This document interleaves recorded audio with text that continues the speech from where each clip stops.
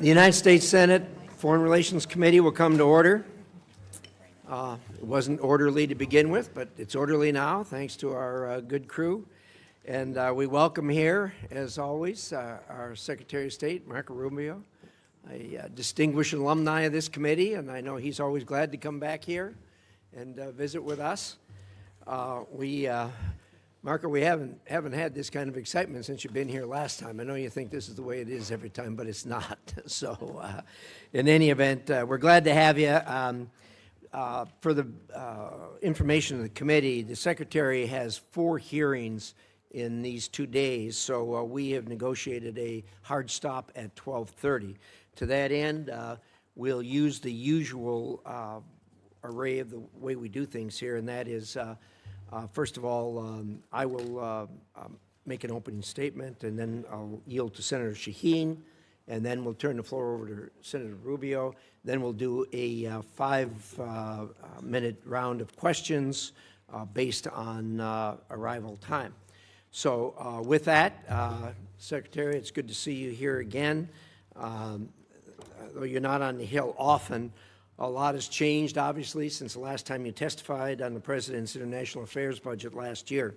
The Department has undergone a major reorganization, making it operate more efficiently and more in line with America's interests, as we discussed before you even took the job, and that's been being executed, I think, quite well. At long last, foreign governments are being encouraged and, when necessary, pushed to live up to their responsibilities to respond to the needs of their own citizens. America will stand up by our allies and provide life-saving assistance to people in their hour of need, but we are not the world's ATM. And so the Department is testing new ways of providing strategic assistance and breaking the cycle of dependence on aid. Renewed emphasis on trade over aid will help the American people and lift up countries around the world. This is American generosity and ingenuity in action.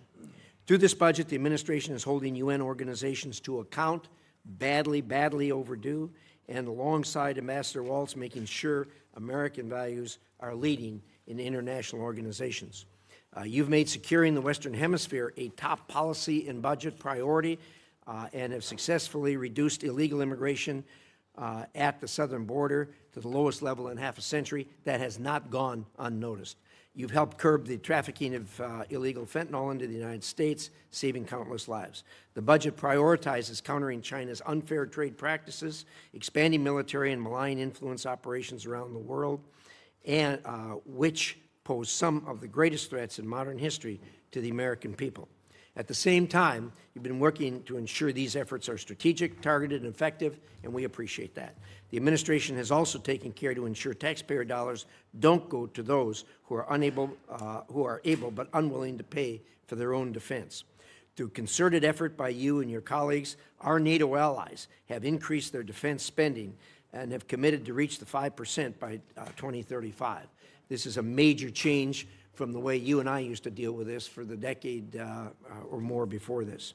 Together, we need to create a next-generation NATO that is stronger, more interoperable, and takes advantage of the industrial potential of American and European economies.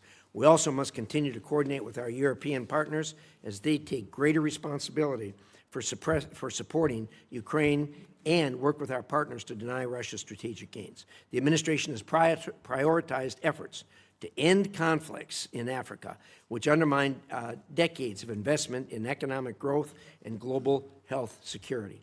All is not well there. The latest Ebola outbreak in eastern Congo, now affecting the entire region, highlights how conflict and humanitarian crises abroad threaten the health and security of the American people here at home. I know the Department is working hard to protect us from this threat, and I look forward to hearing how the budget supports these efforts. And, of course, the administration has taken decisive action to protect American citizens from the threat posed by Iranian nuclear capabilities and ambitions. On behalf of the American people, thank you for your hard work on that. You and I have been through this before, and we know how difficult it is. Change is hard, but it is also necessary. Your efforts to make the State Department more responsive to the needs of Americans will help us all meet the challenges of the 21st century. I look forward to discussing how the budget will further those efforts. With that, I will turn it over to the distinguished ranking member, Senator Shaheen. Well, thank you, Mr. Chairman. Good morning, Secretary Rubio. Mr. Secretary, you were a senator. You sat on this committee. You sat on the Intelligence Committee. You know as well as anyone that effective American foreign policy requires a strong partnership with Congress. Allies need to know that our commitments can stand the test of time, and that only happens if Congress is brought into the discussion. Congress cannot be a partner if it's kept in the dark. I have a long list of unanswered requests sitting on your department's desk. And Mr. Chairman, I'd like to ask that these letters be submitted for the record. They'll be submitted. I've requested a briefing on changes to U.S. force posture in Europe, and after 33 days, we still have no response. We've requested a briefing from the Iran war on displacement. After 90 days, we still have no response. We've asked for a briefing on Ukraine on a number of issues. After 180 days, we still have no response. We've asked for a briefing on lifting Milorad Dodik's sanctions. And after 225 days, we still have no response. We've asked for a briefing for the U.S. Agency for Global Media. No response after 344 days. The Romanian visa program termination. We've followed up 5 times over 435 days, and we've still gotten no response. In January, when you were before this committee, I asked if you would report to this committee once an audit system was in place to track Venezuelan oil revenues. You said, and I quote, "Oh, absolutely, yeah, we are still waiting." And when you do notify Congress, it's to inform us of decisions you have already made. That is not consultation, as you well know. That is not advice and consent. Congress has been clear on a bipartisan basis. We do not want to cede ground to China. Yet this administration is closing consulates and cutting funding in the Indo-Pacific. The same pattern extends to global health. USAID supported Ebola detection and prevention activities in DRC and Uganda for years. And we can see in this poster, even Elon Musk admitted that one of the things we accidentally canceled, very briefly, was Ebola prevention. Well, those programs were dismantled. And today we have to screen for Ebola at Dulles Airport rather than in the DRC and Uganda more than 7,000 miles away. You're asking for a 44% reduction in the State Department budget. That includes eliminating funding to the World Health Organization. It includes eliminating all disease-specific funds in the middle of an Ebola crisis that's affecting Americans. Yet, no one from your department can explain to us why this is a good idea. You sent Congress one notification saying you needed $19 billion to close out USAID. Then you sent another saying you needed some of that money to respond to disease outbreaks. Congress has asked for an explanation, and we still have not received one. The same pattern extends to our alliances. I just returned from a bipartisan delegation to the Arctic. We are on the verge of losing the very alliances that we have built for decades because the president manufactured a crisis over Greenland. And nowhere is that clearer than with Russia. In 2017, you wrote, as a senator, that Vladimir Putin will never be a trusted ally or a reliable, constructive partner. But since taking office, you, the president, the vice president, Steve Witkoff, not one of you has been to Ukraine. And yet, your envoys talk to Putin on a regular basis. The president has invited him, given him the red carpet treatment on American soil. But yet, you won't come up here and brief Congress on any of it. And decisions Congress has made on Russia have been systematically undermined. Congress passed support for Ukraine. The administration has slow-walked it. And instead of sanctioning Russia, the administration issued oil licenses that have sent billions to Moscow. Congress has asked what this approach has produced. Russia has conducted 5 times more drone strikes on Ukraine since 2024. More U.S. businesses are being directly targeted than at any point in this conflict. And Russia is providing targeting intelligence to help Iran hit our facilities and personnel in the Middle East, while we're helping them fund this war. When I talk to my constituents, they ask for economic relief at home, not regime change in Havana or Caracas or Tehran. Instead, you sent Congress a war powers notification saying we are not in active hostilities with Iran, while the U.S. was conducting strikes against Iran and Iran was bombing U.S. embassies and bases throughout the Middle East. That was not consultation. It was an attempt to avoid answering to this committee and this Congress about this war. Congress has asked basic questions about the war. Why are roughly half of our Patriot interceptor stockpiles gone? Why does the Strait of Hormuz remain closed? Why is gas up $1.50? Why did 13 American service members lose their lives in this war? Congress deserves to know why, and Americans deserve to know why. Mr. Secretary, you would not have stood for this kind of stonewalling by the administration when you were a senator, and you certainly shouldn't stand for it as Secretary of State and National Security Advisor. Thank you, Mr. Chairman. Thank you, Senator. We'll now proceed to a round of 5-minute questions. I'm sorry. We'll try. Did you want to? We talked about that. Do you want one? We actually talked about that, but he thought that questioning might be easier. Why don't you go ahead? I have it in writing. You want me to read it?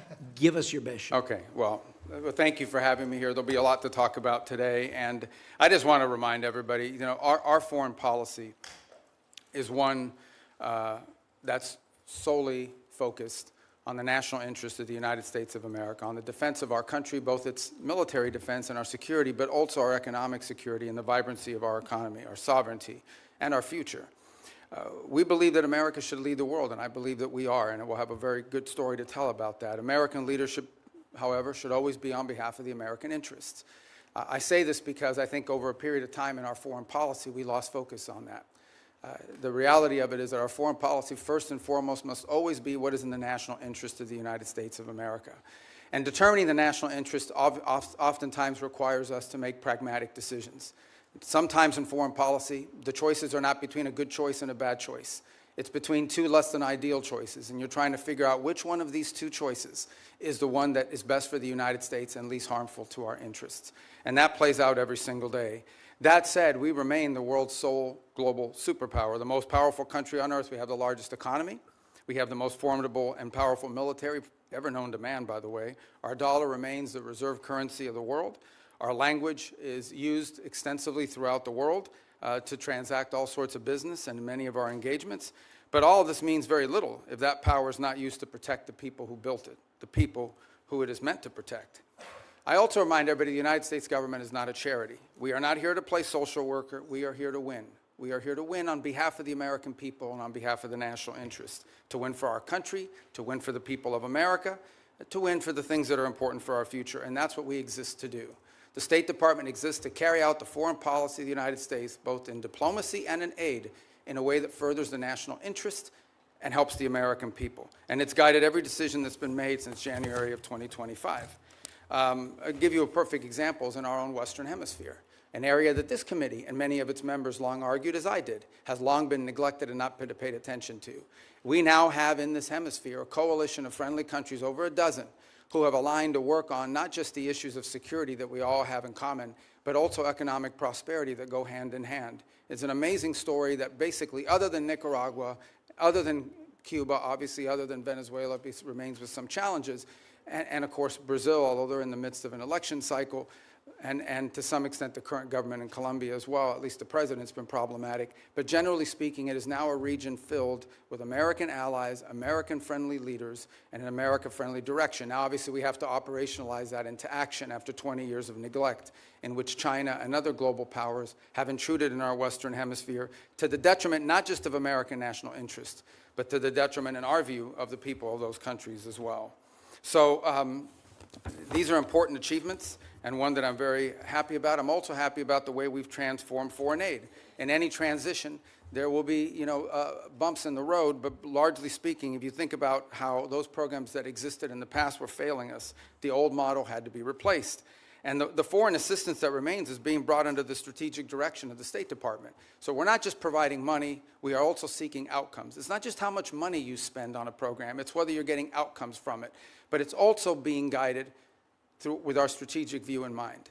And that means that we are able to provide aid not just all over the world, but specifically targeted at those most in need and those places around the world most important to the national interest of the United States.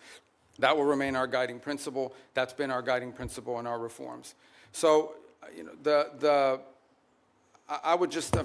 can get into a lot of these details in our questions. The bottom line is that all this and more is a reflection of this belief that I outlined at the outset, and that is that foreign policy cannot be separated from economic policy, from border policy, from energy policy, from any of these other spheres that are critical to our national interests. A country that cannot build ships or produce medicine or control immigration or access vital resources cannot defend its people, cannot defend its interests, and cannot defend its way of life. So our foreign policy continues to be reoriented around the real foundations of national strength.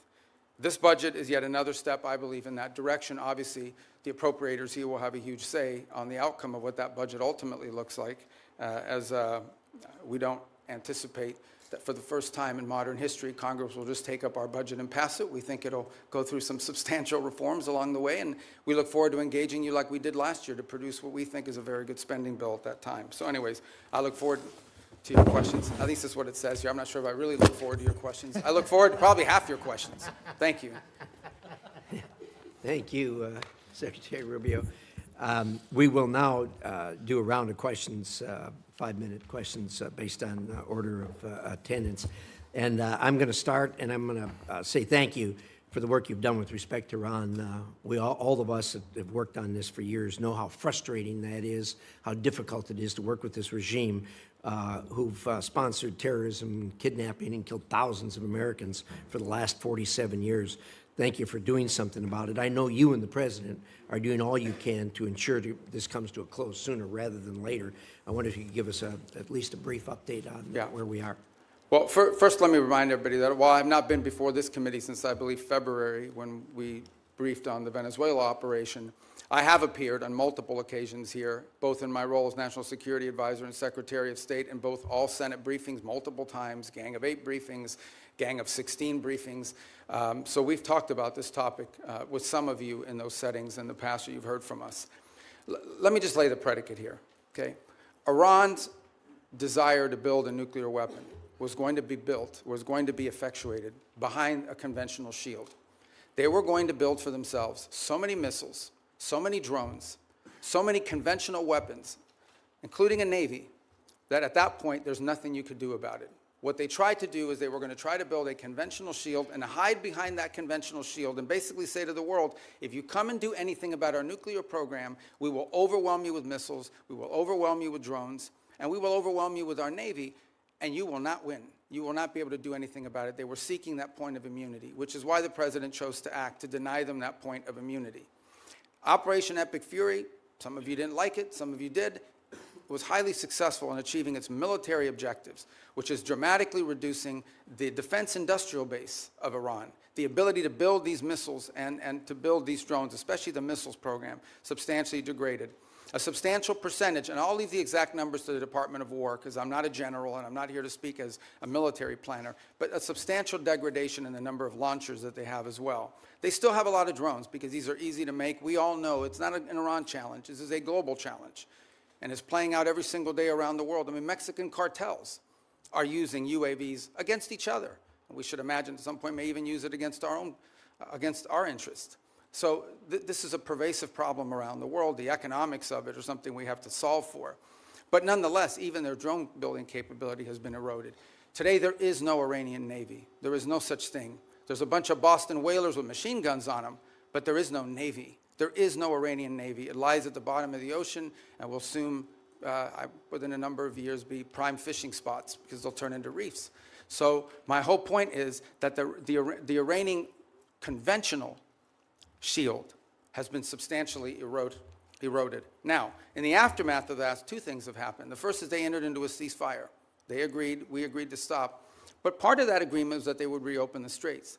They did not, at which point the president decided, and I think appropriately, we can't have a world in which only Iranian ships get through the straits. And so if they're going to shut down the straits for everybody, we're going to shut down the straits for them. And we have done that through a very effective blockade, and by the way, through the seizure of sanctioned ships in the Indo-Pacific as well. The cost to Iran every single day in lost revenue is in the hundreds of millions of dollars that they are losing in lost revenue that they're not generating as a result of that. Now, we are in talks, and I say talks because talks with Iran are not like talks with Switzerland, okay? They're very different. They require the use of intermediaries, unfortunately. But there is the prospect before us, which could happen today, it could happen tomorrow, it could happen next week, that for the first time, certainly in my memory, they have agreed to negotiate aspects of their nuclear program that just a month ago, just a year ago, they were refusing to even mention, much less enter into discussions about. That is not a guarantee that ultimately it will lead to a deal that's acceptable to the Senate or acceptable to the American people. But we'll be able to engage them in a process to truly test the proposition of how far they're willing to go. Complicating that process, unfortunately, is their internal regime is somewhat fractured in the sense of it takes days to get responses from their system. We can go into more depth in your follow-up questions.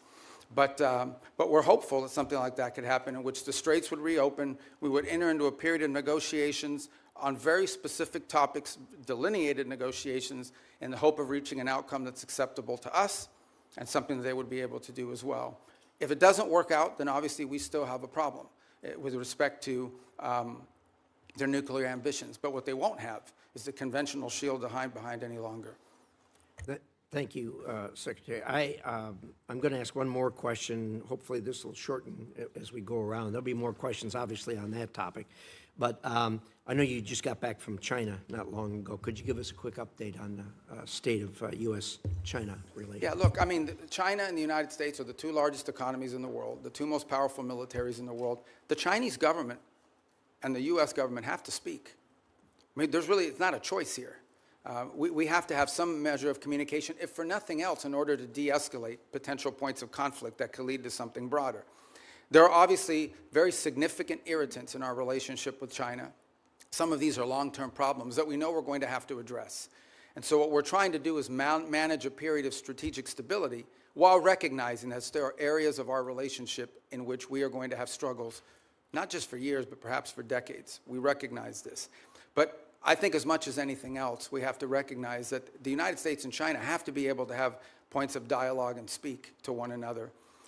As I said, for no other reason than to be able to have a communication channel. I think in our meetings, it was abundantly clear which are the areas that we do not have strong alignment or agreement on. We understand that there are areas in which long-term we're going to have some real challenges, whether it's supply chains. Put it to you this way. Let's leave China aside for a moment. The United States, and I would argue the world, cannot depend on one country for 90% of anything, especially 90% of things that are critical to our economies, not from our weapon systems to our pharmaceuticals. We just can't live in a world in which we rely on anybody for 90% of what we get in one sole source that could be cut off at any time as leverage against us or punishment or in a time of conflict. And so we are actively searching and have plans in place, and we're implementing these to diversify where we get critical minerals, where we get our supply chain, secure that supply chain. And obviously the Chinese would like to retain their monopoly position in some of these. This is going to be a long-term issue that we're going to have to continue to confront and work on. Work on that continues even while we are engaged in the ability to dialogue and speak to them, because we have to. It's responsible, and we truly have no choice but to be able to do that. It's to their benefit and ours, and I would argue to the benefit of the world that these two countries are able to speak to one another. Thank you, Secretary. And I think your comments about the supply chain and the critical minerals and everything else that's in the bottleneck, these are things that are relatively new to us. They've always been there, but COVID underscored that. And then, of course, the Ukraine war brought it out even more. And appreciate your remarks. I think everybody at this dais knows we are, as a nation, looking at that. With that, Senator Shaheen. Thank you, Mr. Chairman. Mr. Secretary, at this budget hearing last year, you testified that no one had died as a result of foreign aid cuts. Sadly, I think we're seeing in real time that that's not true today. There are more than 1,000 cases, more than 200 Ebola-related deaths. And as we know, one of the entities that is a critical global health tool is GAVE, particularly during a disease outbreak. It plays a role in distributing Ebola vaccines, and it has committed up to $40 million to develop a vaccine for the current Ebola strain that has no vaccine right now. So how are you making sure that Secretary Kennedy, who has been sitting on those funds for months now, is going to release them so that they can go to help develop a vaccine to address the Ebola outbreak? Yeah. Well, a couple points on Gavi. I would say that the President had asked that we allow Secretary Kennedy to play a leading role on the Gavi decision because of his strongly held views with regards to vaccine safety, and he wanted them to conduct some reforms. I actually talked to Senator Schatz about this last week as well, and so the State Department's going to be re-engaging. I'm not here to tell you we're going to yank this thing and we're not going to listen to his points of view, but the State Department a few weeks ago made the decision that we were going to re-engage on this issue of Gavi, respecting what HHS views on it are as well, and we want to take their input, but we'd like to get this issue resolved in an outcome that's acceptable, both to Congress and also to our goals on global health. So it is an issue. As I said, I wouldn't use the word defer, but we have certainly allowed him to play a leading role in determining what we're going to do next. But right now, we're sort of at a stage where we are going to re-engage. We need to drive this to an outcome. I couldn't agree more, and so do you commit to using the $2 billion that Congress has appropriated for global health to actually help fund global health security? Well, we do fund global health security beyond Gavi, by the way, and we can talk about that. We can talk about the compacts, I think 32 that we've now entered into with countries all over the world. We have a new agreement with the UN as well that they're very happy with. The Global Fund, we've hit our cap. We are at our 33%, and we've actually been able to attract additional donors from around the world to contribute to it.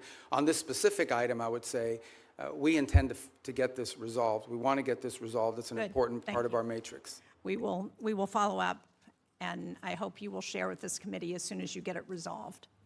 I want to go to Russian oil sanctions and general licenses, because President Trump gave Russia a lifeline, allowing it to sell oil globally through licenses issued by the Treasury Department. While I think the administration should have known that the Iran war would make Russian oil more desirable, they decided to remove the stigma on that oil and give an extra windfall of cash to Putin. So can you let us know whether you believe or whether you will support extending those licenses, when it comes back up mid-June? Yeah, a couple points. First of all, the two things have happened. One is actually the U.S.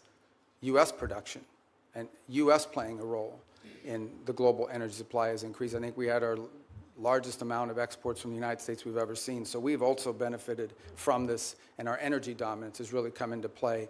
The Russian waivers were a decision. These are the policy, the underlying policy remains on the sanctions. What has changed is these time-limited extensions to sort of try to alleviate the global, the problem we're facing too is there's a contagion potential, and that is that at some point we can do strategic reserves, we can do some of the other things that we've done to sort of alleviate global supply, but at some point you have to ensure, this is not so much for us. At the end of the day, our economy is not in need of it, but there are other economies around the world that have benefited from this. So these are time-limited extensions that ultimately at some point will expire. We've certainly benefited China and Russia's economy. Well, China doesn't. I mean, China refines oil. They import a lot, but they refine oil, and but they also benefit from Russian oil. But my question for you is, can you commit not to extend the general license again when it expires on June 17th? Well, that ultimately is a decision that's made by Treasury, but I will tell you it depends on the circumstances at the time. We would like to end it as soon as we possibly can because the underlying policy of this country has been to sanction their oil. These were time-limited waivers for the purpose of opening up more global supply. I understand that, but if we continue to extend them, they're not time-limited. I want to get a final question in on food for peace because, as you know, the closure of the Strait of Hormuz has deepened the humanitarian needs in food in secure countries such as Sudan, South Sudan. And yet, in your opening statement, you said that our aid targets those who are most in need. But I think it's very concerning that the country selection process for Food for Peace, which I understand is led by the Department of State, includes only 2 priority countries from World Food Program hunger hotspots. That's Haiti and the Democratic Republic of the Congo. So the question I have is, why are we adding countries that aren't facing acute food insecurity, like El Salvador, Guatemala, and Rwanda? Why are we not helping countries who are facing acute, well, famine in some cases? Sudan, Gaza, Afghanistan, Nigeria, Syria, Somalia. These are all countries that have humanitarian crises, and yet we're helping countries that don't have acute food insecurity. So a couple points. First of all, on Gaza, we have spent hundreds of millions of dollars, including after the ceasefire, and providing through the World Food Program and other entities, and we continue to do so. I think if we're not the world's largest donor, I'd be surprised, because it's a massive amount of money that we've provided through those mechanisms of various means. On the point of Sudan in particular, the complication in Sudan, which I wish were different, and we're very involved in this. I mean, I had a meeting on Sudan yesterday. The problem in Sudan has largely not been our unwillingness to provide funds. We are willing to step forward, and we have the flexibility through what we've been able to do with foreign aid to surge up that. It's been distribution. It's been the ability to get that. So as an example, in these conversations we're having between the warring sides, one of the things we're trying to identify is 4 safe spots where people can go receive humanitarian care, assistance, where we can actually have the outside groups, the NGOs, the international organizations that we contract with, have the ability to go in and actually deliver the food without having their trucks hijacked or blown up or their workers killed. That's been the fundamental challenge in Sudan, is distribution. The distribution is being threatened because we don't have conditions on the ground that allow for it. And so to allocate money towards something that we can't distribute is unwise until we have that in place. That's deeply tied to the ability to have a peace deal, which I can tell you has been very frustrating. On the one hand, with Sudan, we had a donor conference in Berlin. I don't want to interrupt you, Mr. Secretary, but I'm out of time, and it doesn't explain why we are providing food for countries that are not insecure. I appreciate the challenges in Sudan. We have those challenges in many places. But because we have dismantled the distribution network when we eliminated USAID, we've exacerbated those challenges in countries around the world, and we are not providing the help based on humanitarian needs, and that's my concern. Thank you, Mr. Chairman. Senator Ricketts. Thank you very much, Mr. Chairman. And Mr. Secretary of State, thank you for being here. Really appreciate it. Good to see you. Communist China is trying to win the AI race, and they will use it, for example, to dominate our military if they're able to do that, and so many other ways. A world where Communist China is dominant in AI is very bad for the United States and for the entire world. That's why it's critical that us and our allies cannot lose this race. Semiconductor supply chains, particularly semiconductor manufacturing equipment, SMEs, are critical to winning this competition. It's one area that Beijing is spending billions and billions of dollars to be able to produce chips in China, and they've failed to be able to produce those high-end chips so far. President Trump understands this better than anyone because the Trump administration was the first to utilize export controls on SMEs to slow down Communist China's advanced chip-making industry. Since that time, key allies and partners have also imposed controls on SMEs to China. However, their controls have not been as restrictive as U.S. controls, and this has allowed certain foreign countries to backfill the Chinese market with critical dual-use tools. Secretary Rubio, do you agree that export controls on SMEs are critical to maintaining our technological advantage over Communist China? It is. It's actually where it's most critical is in the high end. The areas, that are not legacy, that are broader and that allow for that. I think on the broader point of AI, we share your view. One of the initiatives that I think Jacob Helberg's done a great job with at the State Department is Pax Silica, in which we signed up all these countries around the world. I think we're up to 13 or 14, and including ourselves and others who hope to join as well, in which we can create this global consortium for all of the elements of the AI supply needs. It's not just the innovation, it's obviously access to the minerals and the critical elements necessary in order to produce these chips and all the things that it will take to lead the world in AI. I think it is safe to say the United States right now is a global leader on AI. I think it is also wise to say that that lead is not is not irreversible. permanent. It has to be sustained, and there will be a real challenge in sustaining it. And we're going to have to stay focused on it. The good news is I do think we have a system of global alliances that view it the way we do. And we want to lead on it because it's not just about leading the technology in AI. It's about also leading in the standards that will govern how AI is used. I don't want to monopolize this conversation on this point, but it's one that I think the Senate should think about because I know we're starting to think about it. AI will have very positive impacts on our economy and societies. It will also have some detriments. There will be white-collar jobs in this country that will be impacted. And I think we have to start thinking not simply about the impact that AI will have on those jobs, but the societal pressures that will create, not just in the United States, but in economies all over the world. Much like industrialization and automation did, it will make the worker more efficient and more valuable. But it will eliminate some jobs, and those jobs will have to be replaced with new jobs or new skills. That's not just an economic issue. That is a political issue. That, over time, could destabilize societies all over the world. So we have to start thinking about AI in those terms as well. You mentioned our allies. Shouldn't they have to follow the same sort of standards U.S. companies do when we're limiting the semi-manufacturing equipment that's going to Communist China? And that's our hope, is that we can create people that we can create a coalition of nations that understand the danger in this. And they're running through the same, some are better than others, but they're running through the same problems that we run into. And that is companies ultimately want to sell to the markets, and China's a large market. But I agree, and that's one of the goals behind Pax Silica, is to create unanimity or consensus behind that thinking. Well, Mr. Secretary, that's why I recently introduced the Match Act with Senators Kim, Risch, and Schumer to level the playing field. This bill would provide the State Department with the leverage in ongoing negotiations with our allies to align those controls. And if agreement cannot be reached, it would ensure that foreign companies cannot sell the very choke point technologies that we have restricted. So I hope you'll support that as we move forward on it. One other thing I just want to hit before my time runs out here is that I was the co-sponsor of a bill to create the U.S. Foundation for National Security and Counterterrorism. This is a foundation that would be a public-private partnership.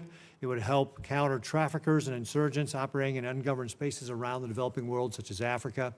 The State Department, however, has not, for over a year and a half now, launched this foundation, and I'd encourage you to work expeditiously to implement it. I think this is something that, as we're talking about, especially the continent of Africa, can be very helpful to making sure that we're not only helping conserve the environment and helping animals, it's bad for terrorists. Thank you, Mr. Chairman. Thank you. And look at that, I kept it in my time. Good job. Can you do as well, Senator Murphy? I'll do my best. Thank you, Mr. Chairman. Thank you, Mr. Secretary, for being with us today. Despite the differences that existed between Republicans and Democrats prior to this administration on how to approach Iran's nuclear program, the theory was basically the same, that we were going to impose significant harm on the Iranian economy in order to force them to the table to negotiate. What is happening now is fundamentally different. This war and the administration's decision to blockade has now held the entire world economy and the U.S. economy hostage to the ability to negotiate an agreement with Iran.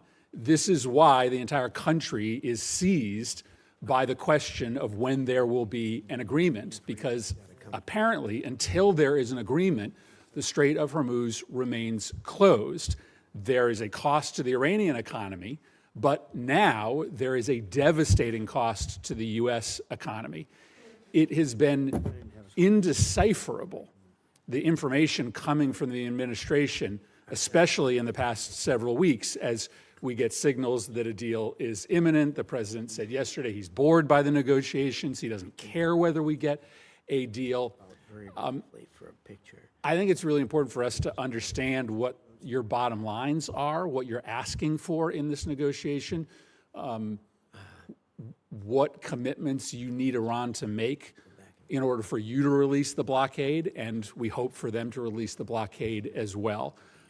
So give us a little insight into what your bottom lines are, what is going to get the strait reopened, because this is kind of the only question that matters for American consumers right now. And every day we get wildly different signals from the president as to whether he even is engaged in this question as to whether the strait is going to reopen? Yeah, I think your question gets right to the heart of the matter. So I think it's a good question. Let me first bifurcate two things. The only reason there's a blockade, the only reason why there's a U.S. blockade is because Iran has closed they're firing on commercial ships, and they've mined large segments of Hormuz, international waters. And so the blockade is only against Iranian ships. And it's very simple. The notion is if no one's ships are going to get out, then Iran's ships aren't going to get out either. We can't live in a world in which they get to close the straits and tell everybody, pay us a toll or we'll blow you up, but their ships get to go out unfettered. So that's the reason why there's a blockade. There wouldn't have been a blockade if Iran had agreed to do what they said they would do when the ceasefire kicked in, which is they were going to open the straits. So let me just focus on the straits for a moment. Number one, what they're doing is unlawful and illegal. There isn't a country on earth, other than Iran, and maybe Oman that flirted with it, who's in favor of what Iran is doing in the straits. The Chinese are against it. The Russians are against it. Everyone is against it. The whole world is against it. So condition number one is they have to reopen the straits. And reopening the straits means the following. Ships can sail through international waters the way they can do through other choke points around the world without being fired upon, without paying a toll. That's condition number one. But the strait is closed because of our decision to invade Iran. This is a consequence of our military action. So I guess I'm not interested in litigating that question. We all know why the strait is closed, because you took military action against Iran, and we knew ahead of time that that would be their likely response. The question is, how are we going to get it reopened?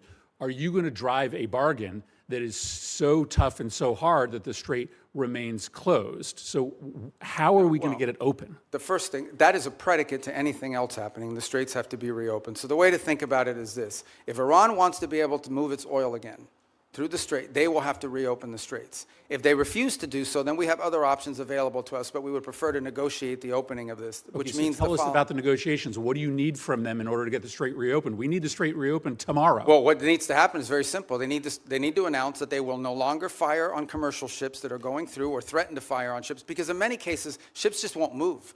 They won't go, not because they got fired on, but because of the risk of being fired upon. And so they have to announce very clearly, the straits are now open. We're not charging a toll. We will help remove the mines that they put in there, and they will not fire on ships. But the president says they also need to make commitments on their nuclear program. That's what I'm asking.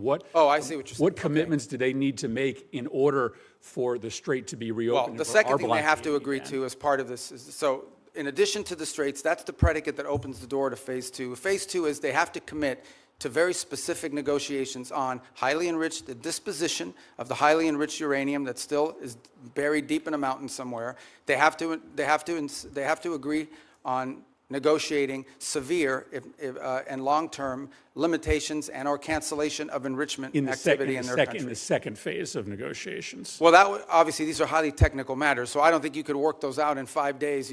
That would require a team of experts to meet over a 30, 60, 90-day period and work out the details. But they have to commit to their willingness to do that. For example, they have to commit to say, we will dispose of the enriched uranium, and the question now is, what are the mechanisms by which we do so? That can be negotiated. Final question. In order to get to that second phase, are you willing to release sanctions or release frozen money that the United States is withholding from Iran? Right now, everything that's been discussed with them is that any sanctions relief. Now, remember, sanctions come, there's international sanctions, there's congressional sanctions, there's executive sanctions. So some we can release and some we cannot.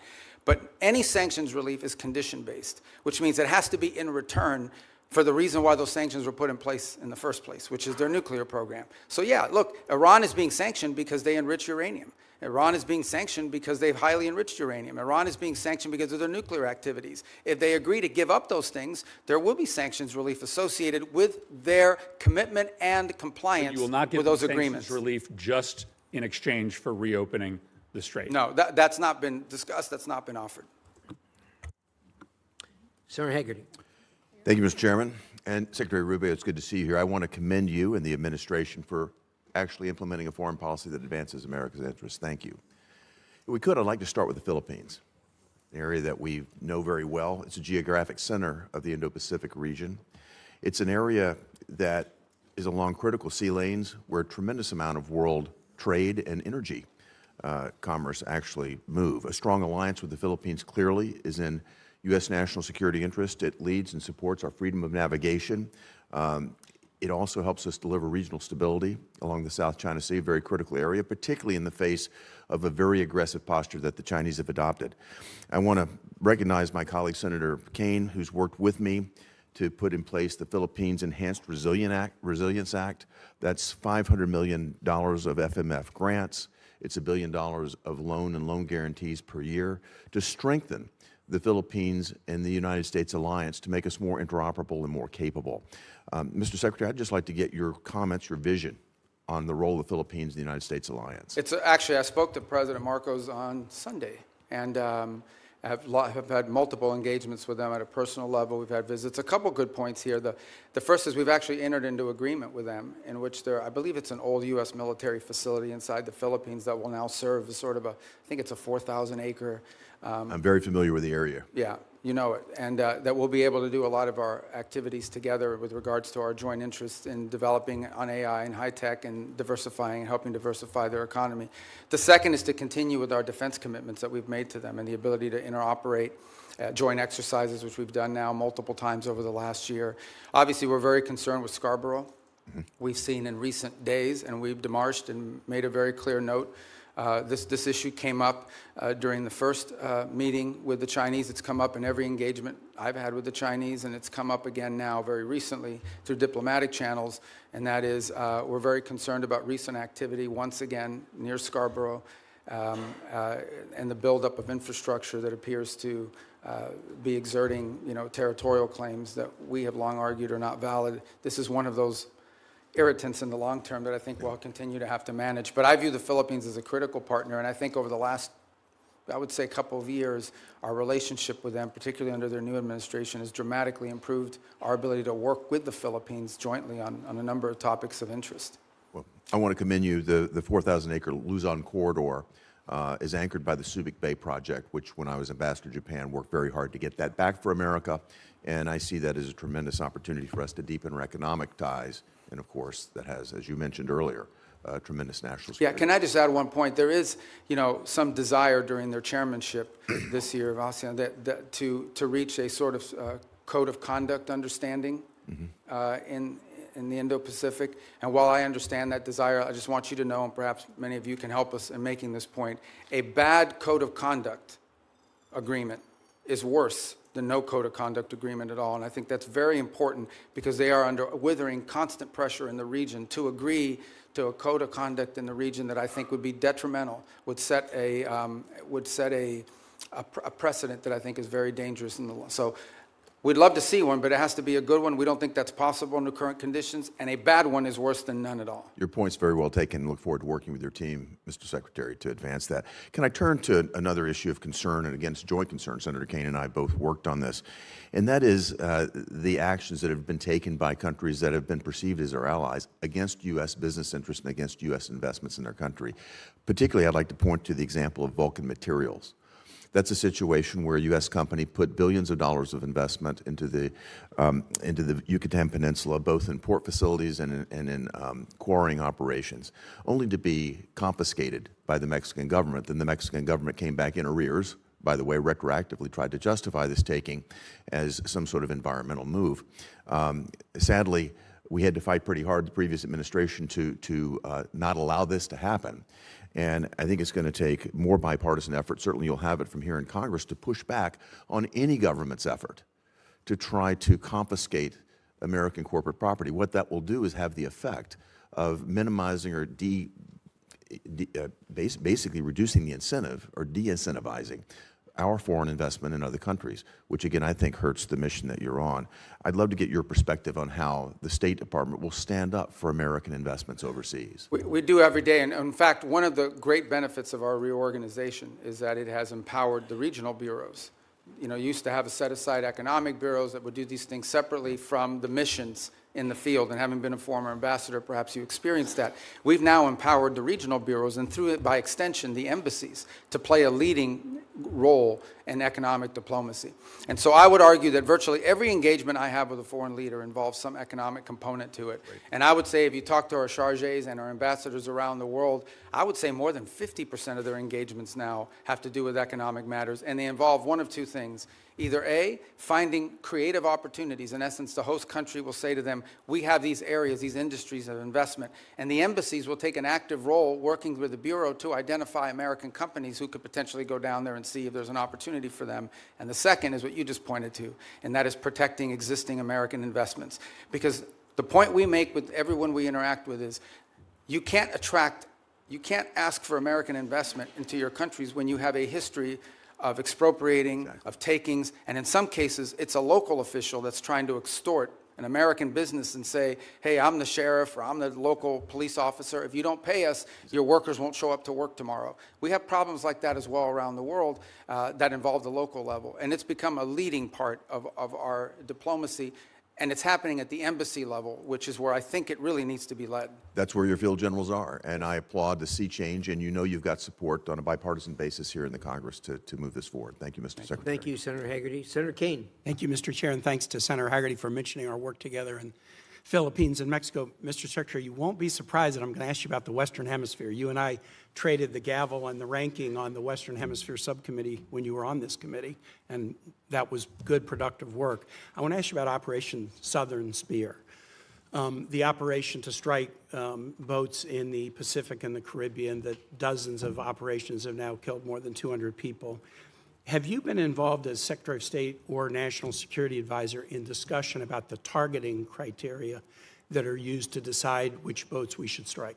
No, but not because I've avoided it, but because those are largely legal decisions, right? So but if you haven't been involved in discussion, as the National Security Advisor, are you aware of what the targeting criteria are? Yeah, I mean, they go through, so every strike has a legal officer on the deck that has to make a determination about whether the call is legal or not. And this is done by the Department of War, the way it's been done in other theaters around the world. Here's what I want to ask you about. So you're generally aware of the targeting criteria. I am not allowed. I know what the targeting criteria are because of briefings I've had in this committee and the Armed Services Committee. It's all been in classified. And I'm not allowed to discuss the targeting criteria because they've only been shared and classified. But I don't think I'm prohibited from describing things that aren't targeting criteria. So I'll give you an obvious example. Everyone on the boat is right-handed. That's not a targeting criteria. It would be ridiculous. Everyone on the boat is what? Everybody on the boat is right-handed. That's not a targeting criteria. It's obviously not a targeting criteria. It would be improper for it to be a targeting criteria. Here's one that's not so obvious and that surprised me. There's evidence of narcotics on the boat. That is not a targeting criteria. I have been briefed on Southern Spear since the first operation on September 2 and most recently within the last couple of weeks, and I've asked again and again, have the targeting criteria changed? No, they have not. What are the criteria? Here's what they are. I can't describe it here. But the presence of narcotics on the boat has never been a targeting criteria. Would you have any ability to explain? And the administration could have picked that as a targeting criteria. They chose items that were targets, that authorized the use of the U.S. military to sink boats and kill people, but they have not used the presence of narcotics on the boat as one of the targeting criteria. And I would suggest to my colleagues, if you go look at the individual files of all the strikes, and I've looked at the first 46, they are consistent with what I've just said about something that's not on the list of targeting criteria. Why would the administration not include the presence of narcotics on the boat as a targeting criteria in Operation Southern Spear? As you just outlined, I can't discuss the specifics of the targeting criteria, but I can tell you the one thing that is obvious is that the targeting criteria is not single source. In essence, there are multiple checks. There are three elements to the targeting criteria. Right, and all of it informed and infused by intelligence collection. In essence, they have to have true links. I can tell you they do walk away from strikes. There are multiple times that I've been aware. I'm not aware of every strike because it's not reported on a regular basis. It's delegated. Yeah. But there have been strikes that they've walked away from because it doesn't meet the criteria or because there's doubts. I'm not saying that the strikes that I've reviewed don't meet the targeting criteria, but I'm saying how odd it is, especially since the administration always announced this is against narco-traffickers. We've attacked narco-traffickers. How odd it is that the presence of narcotics on a boat is not one of the targeting criteria. And I would encourage my colleagues, get the same briefing I've gotten, take a look at the strike files. You'll be as surprised as I am. Here's the second question. Again, in your dual role, Secretary of State, National Security Advisor. The administration's Operation Southern Spear, we could agree with it or not, but the administration presented a legal opinion from the DOJ that we could review. Absolute resolve, the effort against Maduro. The administration presented a legal rationale that we could review. Now, we could review both in classified. They've not been made public. We're 92 days into a war against Iran, and the administration will not let Congress look at the OLC legal opinion justifying the war. Intel committee members, SFRC members, Armed Services Committee members, rank and file members, the administration will not make it available to us. Now, you can imagine, A, we're the Oversight Committee. B, you're here asking for a budget, and in the Armed Services Committee, they're asking for $1.5 trillion, an increase of 40% over last year's budget, but won't let us see the legal opinion. And Mr. Secretary, you know what kind of thinking we do. If you've showed us the legal rationale for 2 wars, and you won't show us the legal rationale for the third, is there something in the rationale they don't want us to see? Is there a dissenting opinion that says it's not legal? Are there conditions like you can't strike civilian infrastructure like schools and bridges? Are there factual assertions like the war will be over in 2 days or Iran will never close the Straits of Hormuz? By not sharing the legal opinion with the Article I Oversight Branch, you give us the opinion that there's something in there you don't want us to see. Could you use your influence as the President's Chief National Security Advisor, Secretary of State, NSA, to get the administration to share the Iran war legal opinion with Congress? Well, look, first of all, obviously the Department of State does not develop the legal opinion. That's the Office of Legal Counsel. You're the Chief National So I think what you're asking is why haven't the Office of Legal Counsel provided it? They don't work for the National Security I'm Council. actually They don't work for asking, me. will you use your influence as Well, I will President's certainly Chief inquire as to National why. Security Here's what I'll do. Advisor? I can certainly inquire as to why it has not been available. I don't think there's a reason why. I am not aware that. In fact, my understanding is they have provided documentation to the committee and Not the opinion. as part of the war. Not the opinion. Well, that's different. And you wouldn't accept that. All right, well, let me take sitting that on back this and ask side the of Office of dais. Legal Counsel. But it's certainly, they provided the legal rationale for the strike. You're asking for the actual written opinion the way it was Which in they the other. provided us All in right, I Southern understand. Spirit and Absolute Resolve. I'll Thanks, take Mr. that Chair. back. Thank you. Senator Lee. Thank you, Mr. Chairman. Thanks, Secretary Rubio, for being... You look like Ricketts. I apologize. This threw me off a second. Well, look, bald is beautiful, and we new caucus. can't help that.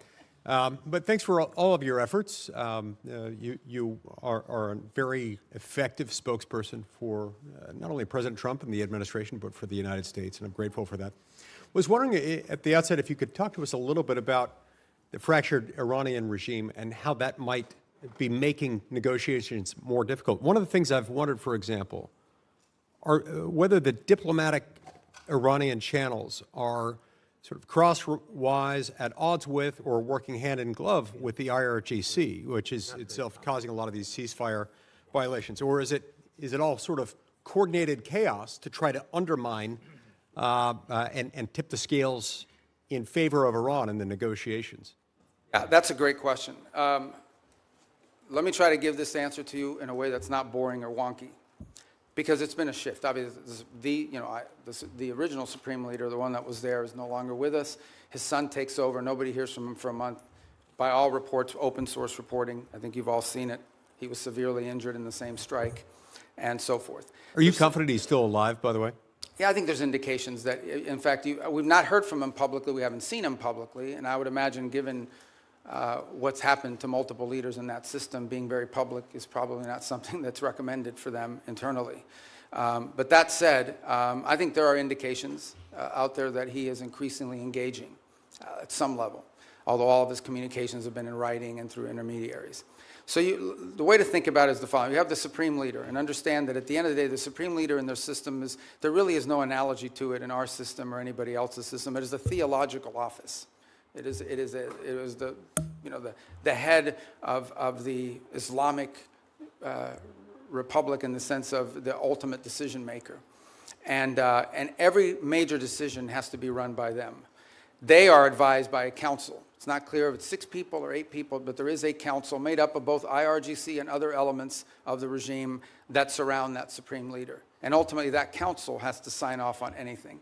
And then there are the people you see on TV, like Arachi, who's out there every single day, and Golubov, who's the speaker of the Majlis, who's been playing a pretty prominent role. And they are the ones that they have sent to negotiations and so forth. It is our view of the system, as we understand it, and as it's been expressed to us both by the intermediaries and by Iran directly, that what Arachi and Ghalibaf bring or take from us, they then have to run back to this council and ultimately get guidance from them. And that process oftentimes takes 3 to 5 days to get a response. Now, some of it is logistical. They're operating probably using couriers and things of this nature. Part of it is internal fissures on exactly what they should agree to or not agree to. I think the second point that needs to be driven in this regard is that there is evidence that there are communications issues within the regime as well. So, for example, it's pretty clear that at the outset of hostilities and the conflict, they had delegated decision-making to field commanders. And so oftentimes field commanders had delegated authority to act on a, let's say, a pre-operational planning that already put in place. And so unlike our system, where perhaps you know that the president or the secretary of war is directly making orders and decisions, or the chairman of the Joint Chiefs, in their system, a lot of decision-making at the tactical level, like which ships to hit and so forth, are being made at the commander level. So that's why from the outset it can look like fire-ready aim, but it's part of the design of the system, perhaps? Well, I think it was a design of the system in the sense of regime survival and the ability to operate in case there was decapitation strikes or people were removed. But let's go back to the essence of the negotiations. What's complicated them is you ultimately are negotiating with people who then have to negotiate within their own system to see what they're allowed to give and what they're allowed to agree to. What is abundantly clear is that Iran is facing severe internal economic. All the problems Iran had before this conflict not only are still there, but they're worse. All the things that led to the protests, all of these are worse than they were before. And I think there's definitely elements within that regime that understand it. And then there are other elements of it that are more immune to it and perhaps more resistant to making agreements. And so what we are working through is in many cases, is delays in getting the responses to people. And this is why you see reporting about there might be a deal in the next few days, because internally it takes time to get responses from them, sometimes upward to 5 or 6 days. Undoubtedly, they're using that to their advantage, sort of like the car dealer where the salesman has to go talk to his manager, make you wait and think about it for a while. Even more complicated than that. Even more complicated than that. One more question. I think we could benefit from hearing from you about the need to zero out funding for a couple of entities, including the National Endowment for Democracy and USADF. Can you tell us about that? Well, look, these programs, I think, have served a purpose in the past, and obviously there's a congressional role to play here, right? I mean, at the end of the day, these programs have had, especially the National Endowment for Democracy, has had support in Congress in the past. And look, I was here for 16 years. I understand that you're going to pass an appropriations bill, and the appropriations bill is going to have things in it that we don't have in ours. That's just the way it is. And we understand it. We'll make it work. But we are concerned, or have been concerned in the past, about organizations that sort of have lost their purpose and what they're advancing. And at the end of the day, look, we have a lot of resources. The United States is the richest country in the world. We have the largest government budget in the world, but we don't have unlimited resources. We still have to be able to strategically spend our money. And the State Department, when I took over, a lot of people are like, oh, that's a mess. State Department's not that big. The majority of our employees are local hires overseas. We have, foreign service officers, career civil servants, but compared to some of these other agencies that are out there, we're not that large, and yet we have a global footprint. We're really, other than the department, I would say beyond the Department of War, we're the only ones that are present almost everywhere on the planet. So we have limited resources, and we have to be able to allocate those resources in ways that are driven by the core mission of advancing our national security. And oftentimes that will mean that things we have paid for in the past, we can't continue to fund. Because there are other things. It might be good, but there might be something else that's more important and even better. Other cases, we may still spend money on a purpose, but we want to be driven not just by, we don't want to be judged just by how much money we're spending on something. We also want outcomes for it. We want to show outcomes. That's been the goal behind these MOUs, these compacts with the 32 countries that we've entered into in a week plan, is we're not just trying to solve the disease problem this year. We're trying to build the local capacity so that 5 years from now, they won't need aid anymore because their local systems can handle it. I'm saying 5 years, some countries may take 10 years. But nonetheless, that's the goal, and it's been very well received. Thank you. Thank you, Senator Lee. Senator Merkley. Thank you, Mr. Chairman, and Mr. Secretary. Good to see you. As Senator Shaheen noted, you've expressed that no one died as a result of the sudden shutdown of AID. And I did ask you last time you were here about that, and I won't repeat all that, but I want to note that the folks who study this at the schools of public health, the Harvard Chen School, the Boston University School of Public Health, estimate that over 500,000 children have died from that sudden shutdown.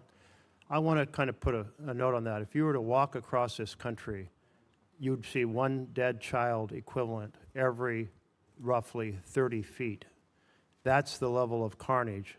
I know you disagree with that, but many experts who are in this field, that is their estimate. And I hope you'll ponder that as we strive to rebuild our programs related to malaria, tuberculosis, AIDS, HIV, nutrition, and certainly infectious diseases like Ebola. I wanted to turn, though, to Taiwan. It's an area that you and I worked on quite a bit together when you were here, including the Taiwan Relations Reinforcement Act and the Transnational Repression Policy Act, and the Hong Kong Economic and Trade Offs Certification Act. And I'm very concerned about the President's comments on his recent trip. He noted that arms sales to Taiwan are a, quote, very good negotiating chip. And when he was asked about how much he talked about arms sales with China, he said, we discussed arms sales, quote, in great detail. The 6 assurances included that arms sales to Taiwan would never be a negotiating chip. My concern is that the President now has kind of accentuated the arms sales by not approving, not putting the stamp of approval and completing the arms sale that Congress has already funded. That this sets a stage for China to very much proceed to pursue more aggressively their effort to incorporate Taiwan into the broader framework of China, including extinguishing Taiwan's democracy. So I'd just like to hear your thoughts. Hopefully there's a path here that will re-accentuate our support for Taiwan's democracy. Thank you. That's an important question. So let me first say on Taiwan, and I think I made this point myself, either on the trip in China or thereafter when we returned. There's been no change to U.S. policy towards Taiwan. I think there's, obviously the Chinese side would like to see a change in the verbiage, but no change has been made in that regard. The second point I would make is, I believe in December, I know in December of this year, we did approve an arms sales, I think $11 billion. I think it's the single largest arms sale ever. It was a huge sale to Taiwan. This was just last December. I think it's more than the totality of the 4 years under the Biden administration. And I would recall that there were a 6-year period of time under the Obama administration where there were no sales to Taiwan. There is a second pending sale, which I think is the one you're referring to. It's the $14 billion one, and that remains under review. But we just did one in December. So I don't think it's, and I'm not saying you're saying this, but I don't think it's fair to say that the U.S. is not providing it. We just had a massive arms sales, and it was so big and so noticeable that the Chinese became very aggressive about it in some of the incursions they undertook as a result of it. And as I said, it was more in one sale than we did in the entirety of the Biden administration, if I'm correct, and I think I am on that point. So, but the most important thing to understand is we want to see the status quo preserved as is at this moment. That's our policy. That's what we've said. That's what we continue to say. It's a very, as you know, a very delicate relationship to balance. But our policy on Taiwan has not changed, and it did not change on this trip. Another issue that you and I worked on was the Uyghur Forced Labor Prevention Act. And it's really been the most effective strategy for saying that products produced by slave labor will not be admitted into the United States. And we've turned down a lot of products from China, but then they're transshipped, often just into Canada. It would be a far more effective policy if Mexico, Canada, and Europe were to join us. Is that an objective you can pursue in your role? It is, and as you said, it's an enforcement challenge. I think the initial enforcement was easier because it was more straightforward. I think the transshipment issue makes it harder because it requires more paperwork, more due diligence, and frankly, in many cases, some of it is obscured. But I want to make this point. There's clearly a humanitarian aspect to it. There's clearly a humane aspect to forced labor, which is horrifying. Separate but related, there's an economic aspect to it.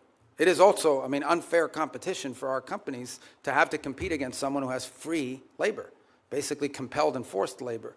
So we've made the argument on two fronts. Not just is this immoral, but it is and horrific, but it's also an enormous economic a disadvantage, not just for us, but for companies all over the world. As you can imagine, depending on the country, some are more willing to lean in on these issues than others. I think just yesterday, last week, the foreign minister of China was visiting Canada, and where they sort of announced, or at least put out the prospect of how Canada can export more to China next year. That was the carrot. What we don't know in those, and I'm not blaming Canada, I'm just saying in general, they do this all over the world. There's a stick associated with it. And I would imagine that China's I know that they put tremendous amount of pressures on countries around the world not to comply with restrictions like the ones we put. I agree. If we got Canada and Mexico to agree, given our current trade arrangements, it would make it far more effective. To date, we have not been successful at convincing them that they should do that because, among other things, I think they fear retribution. But we certainly will continue to raise it because we think it harms them. Senator Barrasso. Thanks, Mr. Chairman. Mr. Secretary, great to see you again. You opened by talking about American leadership and American interests. And later this month, the G7 is going to be meeting in France, and then next month, NATO meeting in Turkey. Just overview, what are the priorities you're going to go into those meetings with? G7?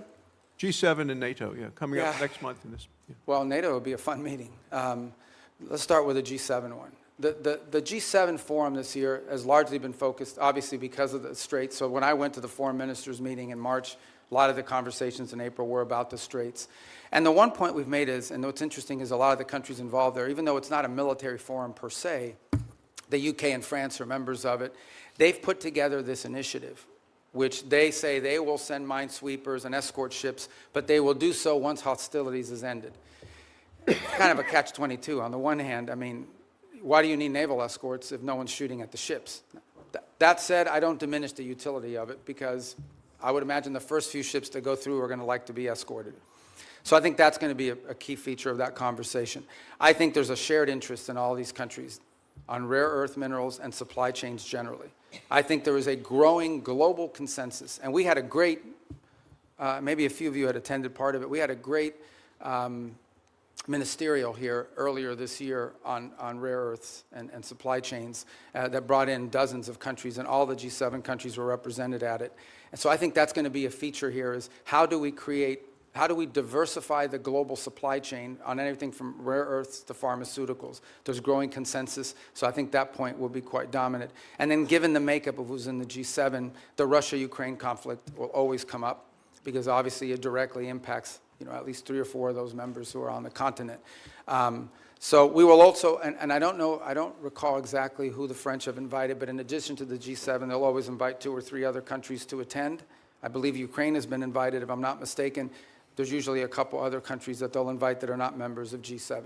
But I think those issues will dominate depending on where we are with the Straits, and then clearly the critical minerals and supply chains has been a key focus of G7 actions. The last point is, I think there's been an interest and I think Canada deserves credit for this. The Canadians have really taken a lead, and we've been very supportive of this, in highlighting places like Haiti. And as a result of these G7 meetings, we've actually had a number of countries in the G7, including Japan, step up and contribute to the effort there. And the reason I mentioned NATO, there's an article in The Hill, and Mr. Chairman, I ask unanimous consent that we put this in the record. It says Sweden is now America's most valuable tech ally. You're talking about working together with other countries. It goes on to say, this is just last week, Sweden joined NATO. They've now signed the bilateral defense cooperation agreement. They said in March, Sweden became the first European Union member state to sign the Pax Silica Declaration, Washington's flagship initiative to secure global AI and semiconductor supply chains, and now the technology prosperity deal. I want to know how you've accomplished so much, and is this a model for U.S. relationships going forward with NATO? Yeah, the interesting thing about Sweden is because and Finland to the equal extent, is because they were not members of NATO for many, many years, they had a self-sufficiency in their defenses. And so now that they've joined, they've actually added to the equation. I'm not here to beat up on any specific country, but generally speaking, the countries you added to NATO were countries that needed from NATO. Sweden and Finland have actually contributed because they brought their own defense industry, their own advanced technologies. So they've been a great partner. They've been an extraordinary partner. We were just there because we had the NATO foreign ministers meeting in Sweden, and it was phenomenal. And I think that Sweden is a great ally and a country that we're continuing to find a lot of synergy and cooperation with especially on the field of technology, but also on defense. I mean, they have their own defense industrial base, which is an impressive defense industrial base. I wish every country in NATO had what they have, but I understand why Sweden has it. In a number of travels that a number of members have done in bipartisan ways, we found out as we go around Europe that most countries will say they've been too dependent on the United States for military, too dependent on Russia for energy, and too dependent on China for materials. This administration has really made these nations step up to do what they need to do in terms of putting the money forward in defense. So I want to know what the next concrete steps we can do in terms of making some of the pledges of moving from 2% to 5%, making sure that they deploy the military capabilities. Yeah, well, I mean, look, some countries are on track to do that, others are not. Let me just speak about it in general terms. There's a real challenge. On the one hand, they've made these pledges that they're going to increase their defense spending and their defense capability. It actually has to be on defense. That's the first thing. You can't say that pensions for former soldiers and sailors is part of your 5% or your 3.5. I mean, that can't happen. But the bigger challenge that much of Europe faces, many countries in NATO faces, their economies are not growing, and in order to spend more money on defense, they're going to either have to raise taxes or cut social programs. And part of the reality of NATO, whether we like to hear it or not, is that many of the countries in Europe were able to build these very robust social safety nets because they didn't have to spend it on defense, because NATO and the United States was providing it for it. So they're going to have to deal with that reality. The second point is, and this is not an anti-NATO statement, but it is the reality. The United States has global obligations. At the same time as I'm in NATO, I have to speak to the Indo-Pacific countries who are also worried about what's our force posture they're going to be. We obviously are involved in the Middle East. We have counterterrorism issues with regards to Africa. We have growing mill-to-mill cooperation in our own Western Hemisphere, especially taking on these transnational terrorist organizations and the like. So we don't have like unlimited military resources, even though we have a very large budget. They're not unlimited. And so we have to be able to allocate our resources and our personnel in ways that make sense, and it has to come at the expense of something. And so I think that's the reality that we have shared with our NATO partners from the very beginning of this administration, and have been consulting every step along the way. But these countries will have to step up. They, at a minimum, have to be able to conventionally defend their own sovereign national territory for the most part. Thank you, Mr. Chairman. Senator Van Hollen, you're next. Chairman, and welcome, Mr. Secretary. This is your first public hearing since President Trump and Israeli Prime Minister Netanyahu launched an illegal war against Iran. Netanyahu said he's been waiting 40 years to do this. Turns out he finally found a president who was both stupid and reckless enough to join him. The war has killed 14 American service members, wounded hundreds more, and killed thousands of civilians. It's driving up the price of gas, food, and much more. Trump obviously doesn't care. He called high gas prices peanuts and said, "I don't think about Americans' financial situation." That's from the President of the United States. And all for what? The President told us 91 days ago that we had, quote, won the war in Iran. Last year, he told the country, Iran's key enrichment facilities have been completely and totally obliterated. Was that false? Let's face it, Mr. Secretary, the Trump foreign policy has become a dumpster fire. This is the same president who's more interested in flattering Vladimir Putin than in protecting Ukrainian sovereignty. The president who lifted restrictions on the transfer of sophisticated U.S. chips to China, but came back from his trip there with nothing but ballroom envy. He tweeted about that the other day. This is the president who brought on Elon Musk to take a chainsaw to AID, which has enabled the current Ebola outbreak in the DRC. We've also witnessed corrupt crypto deals with the UAE royal family that have enriched the Trump family at the expense of our national security. We've seen an administration engage in extrajudicial killings in the Caribbean, hijack Venezuelan oil, threaten to invade Greenland, and weaken the NATO alliance. Here at home, a Reagan-appointed judge said that you and former Secretary Noem abused your powers when you locked up and still seek to deport students for protesting the destruction of Gaza. The Reagan-appointed judge said you did that, quote, primarily on account of their First Amendment-protected political speech. Speaking of Gaza, the so-called Board of Peace seems to have run around. Meanwhile, while Senator Rubio once proclaimed that the U.S. must, quote, work to ensure that refugees who flee war, torture, and persecution are provided safe environments to live and thrive in. Now, as Secretary of State in this administration, you have capped refugees at a record low of 17,500, and white South Africans, Afrikaners, have comprised roughly 99% of those slots, Mr. Secretary, a race-based refugee system. At the same time, the President's preventing Cuban political refugees from entering the United States, even as you've imposed a near oil blockade on that repressive regime. The stated goal is to change the government there, but the only real change is humanitarian crisis inflicted on millions of people, not members of the regime. And in that regard, Mr. Secretary, I have a question for you regarding the designation of Cuba as a state sponsor of terrorism. On the very first week, at least, of this administration, the administration reinstated that. And in a recent January 26 EO, you made statements suggesting connections to Hezbollah and Hamas. The previous administration did a thorough review with the intelligence community and concluded that there was no evidence that Cuba was engaged in ongoing state sponsor of terrorism. Did you find new evidence to support that conclusion?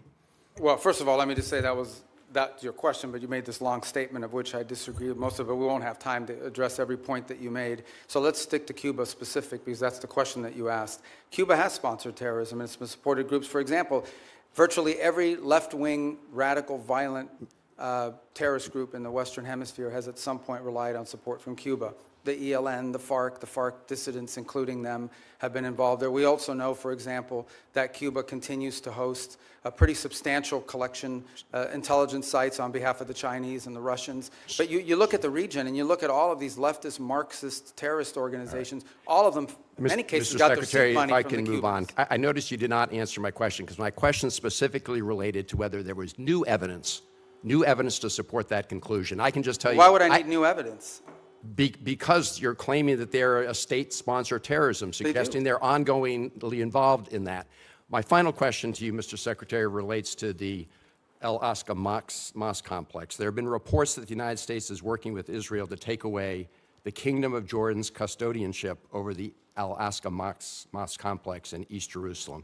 Can you confirm today that there's no truth? I'm not even aware of those reports. There are reports, so I was hoping you could confirm. Is that like a media report, or? There have been several media reports. Ah, well, you know the media is always accurate. No, they're not, and that's why I'm giving— Yeah, no, I've never even heard that. That's the first time I even hear anybody discuss that. All right, well, I'm glad to hear that, Mr. Secretary. But we have a great relationship with Jordan, and we're very helpful. I've just never heard that before. You should— I don't know what article you're referring to. Just give it to me. I'll look at it. I'm happy to. Is it a credible website? I'm glad to hear you say, Mr. Secretary, there's no truth to it. I've never heard that discussed by Thank you. anybody.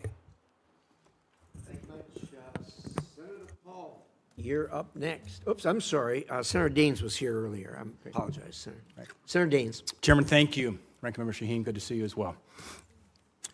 One of the underreported successes for your diplomacy and this administration is what's happened in terms of the peace agreement, a landmark agreement between Armenia and Azerbaijan. I know, Mr. Secretary, you just were in the region most recently. A major step forward for a region long beset by conflict, nearly 40 years of a hot war. And through your leadership and President Trump's leadership, you've brought true peace to an area of the world sandwiched in between Russia and Iran. It was creative thinking that led to the establishment of the Trump Route for International Peace and Prosperity as a solution to some of the stickier issues in that negotiation. The program promises to be a boon, not only for Armenia and Azerbaijan, but also many neighboring countries. As Brzezinski once said, talking on the global chessboard, his book, that Central Asia is the wine bottle and Azerbaijan's the cork. You uncork the wine bottle, suddenly you've got oil and gas and critical minerals flowing back towards the West instead of to Russia, to China, and to Iran. Mr. Secretary, can you tell us a little bit about how you plan to implement the TRIP framework agreements and deliver major economic benefit to both the United States in a very historically troubled region? Thanks. Actually, as you said, I was there last week. What was it, Tuesday maybe? We signed the trip agreement between the U.S. and Armenia, and this is, you described it as a corridor, which I know it's the anchor of a peace agreement with Armenia and Azerbaijan, and that's critical, but it's much more than just the anchor of a peace agreement. It really has the opportunity to revolutionize Armenia's strategic location and become a central hub for trade in the region. It solves the issue of access that Azerbaijan cared about, and it was an irritant in their relationship, but it does much more than that. It has the ability to transform the Armenian economy in a very powerful way. Here's the other thing that it's done. You know, for a long period of time, our relations with Armenia were quite stagnant, and in many cases, I would argue, almost non-existent. It has also reinvigorated that relationship between our two countries and allow us to explore opportunities in all sorts of other fields. So we're involved in that very heavily now. We literally just signed the agreement, and it will allow us to drive and hopefully incentivize U.S. private sector investment in this corridor to the benefit of American companies and American interests, but also to the benefit of Armenia, Azerbaijan, and other regional countries. I would also argue, by the way, and just to point out, and I don't mean this again, I think this is pretty well understood in the open source reporting, the Russians are less than happy about our engagement there. I think there's evidence that they would like the current president to lose his election as a result of this growing relationship with the United States. To be clear, we're not there to infringe on Armenian sovereignty. We're not asking them not to be friends with other countries. We just want to be able to have a relationship with them that's built not just on peace. Peace is important, but that's just the beginning.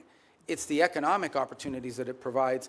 There are American companies and American workers that will benefit from it, but the Armenian people will be the ultimate beneficiaries of this corridor opening. Just remarkable, and we were there together, in fact, last August at the White House when President Aliyev of Azerbaijan, Prime Minister Pashinyan of Armenia came to sign that agreement with President Trump's leadership. To think a Shiite Muslim country, Azerbaijan, and Armenia, one of the oldest Christian countries in the world, came together to sign a peace agreement was truly a breakthrough. And so it's an underreported story, in my opinion, Mr. Secretary. I think we need to get the story out. This is a critical geopolitical problem that has been definitely remedied by the leadership of this administration. Yeah, I mean, the key, Senator Daines, is going to be execution. Like, you can sign an agreement, you can have the things in place. We now have to make sure we are focused on driving it and ensuring that to the extent American companies can contribute to the infrastructure, to the railway, to the highway, to everything that needs to happen in order for that corridor to open, and then the spin-off effect of it as well. We don't need to dominate it. We're not asking for an American monopoly economic, but we do want our companies to get a fair shake in there. And by the way, partnering with Armenian companies in many cases, so it becomes mutually beneficial. Secretary Rubio, before my time runs out, I want to bring up one very important final point. As you well know, I've been spending a lot of time over the past few years working with our friends in Central Asia, across the Caspian there, with the 5 Central Asian countries. Things are progressing well thanks to your engagement and encouragement and President Trump's. And we're seeing a lot of fruit from last year's C5+1 summit that was right here in Washington. That being said, there is still a major hurdle to strengthen our ties. One of the key irritants to our friends in Azerbaijan and in Central Asia is the infamous Jackson-Vanik trade restrictions. These are Soviet-era relic restrictions. In fact, Senator Murphy and I are the co-leads on the repeal. It's long past due that we get this changed. Mr. Secretary, is removing these restrictions a priority for you and your department? And removing them have a significant impact on our relations with Central Asia? Yeah, it's a detriment. We'd like to see it removed, and I think you should talk to the chairman and the ranking member about putting it on the agenda with you guys. They're right there. You can tell them. But It's finance. Oh, it's finance. Finance You don't have committee. jurisdiction over that? It is. That's my job. And Mr. Secretary, Finance. Well, that's good. That's what I do too. It's not my job. It's and our encouragement from our friends over in the House will be helpful. We'll work with you on that, Mr. Secretary. You should get it passed. I mean, look, We it need would to be get done. very helpful. Yeah, it would be. Thank you. Absolutely.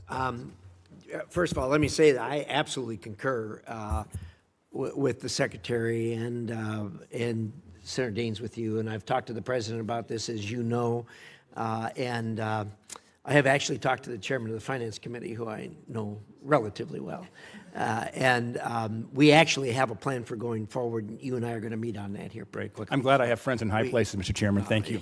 But no, you're absolutely right on that, and it's just in the queue.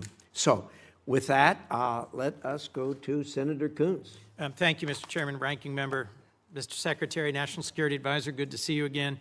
I know from our service here together that you agree that China is the greatest national security threat that we face. And one of the key reasons is their repeated threats to take control of Taiwan by force if necessary.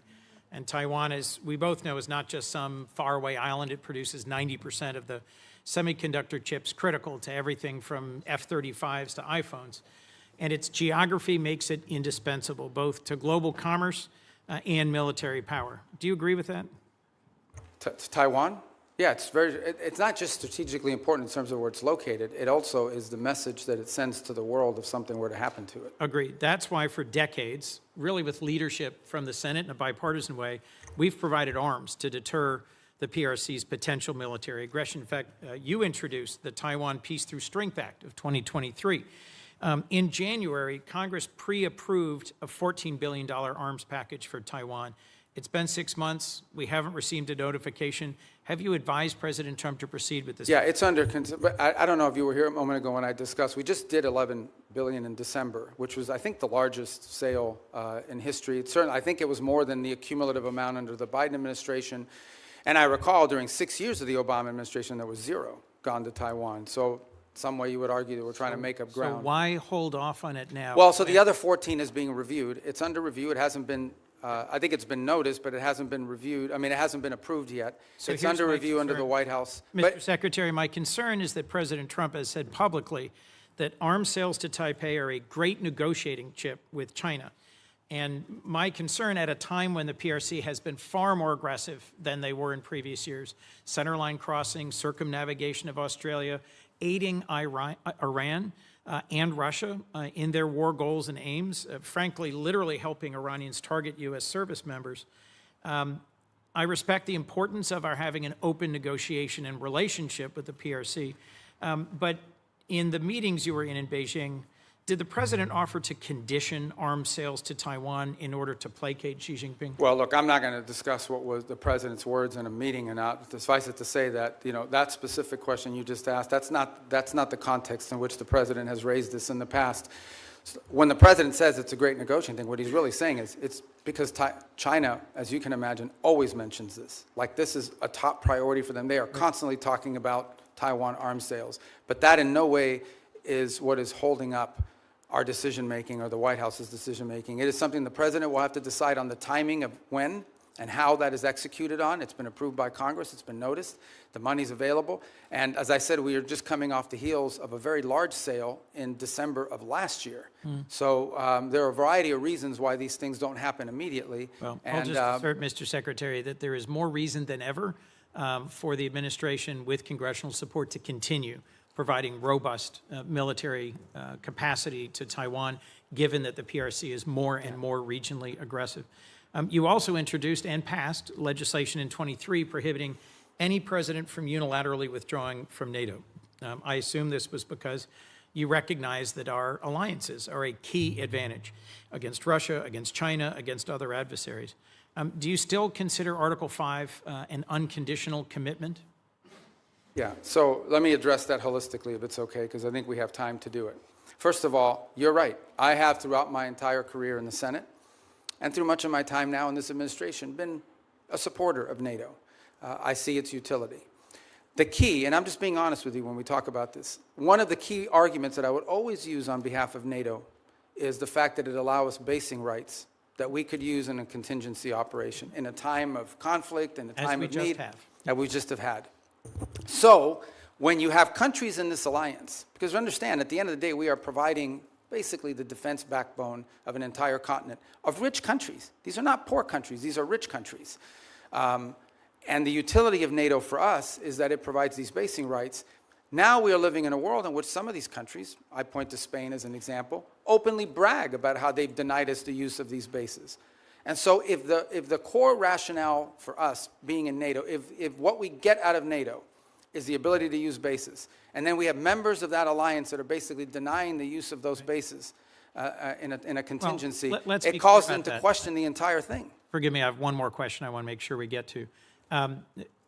Is it not true that some of the challenges in our NATO relations have only come after President Trump threatened to seize territory from a trusted and reliable and No, I don't think contributing that's partner. fair. Yeah, I don't think that's fair. I think he publicly said both. I know, that but he I would don't think- use tariffs to coerce Denmark into giving up Greenland. Yeah, but just to tell you, look, if you go back and study the history of it, NATO tensions and debates within U.S. or whether we should be in NATO, in the 1970s, it was the reverse. It was the administration trying to stay in NATO and Congress trying to get us out. Yes. I happened to see a speech, they were playing it after he passed away on C-SPAN, Jesse Jackson at the 1988 Democratic Convention calling for the United States to get out of NATO. I So was these there. debates over NATO, you were at As that? was Joe Biden. Oh. And Joe Biden didn't support that position then, and I don't support that position now. But Let my me move point to is a that last these debates question, about Mr. NATO have been Secretary. ongoing for a long time.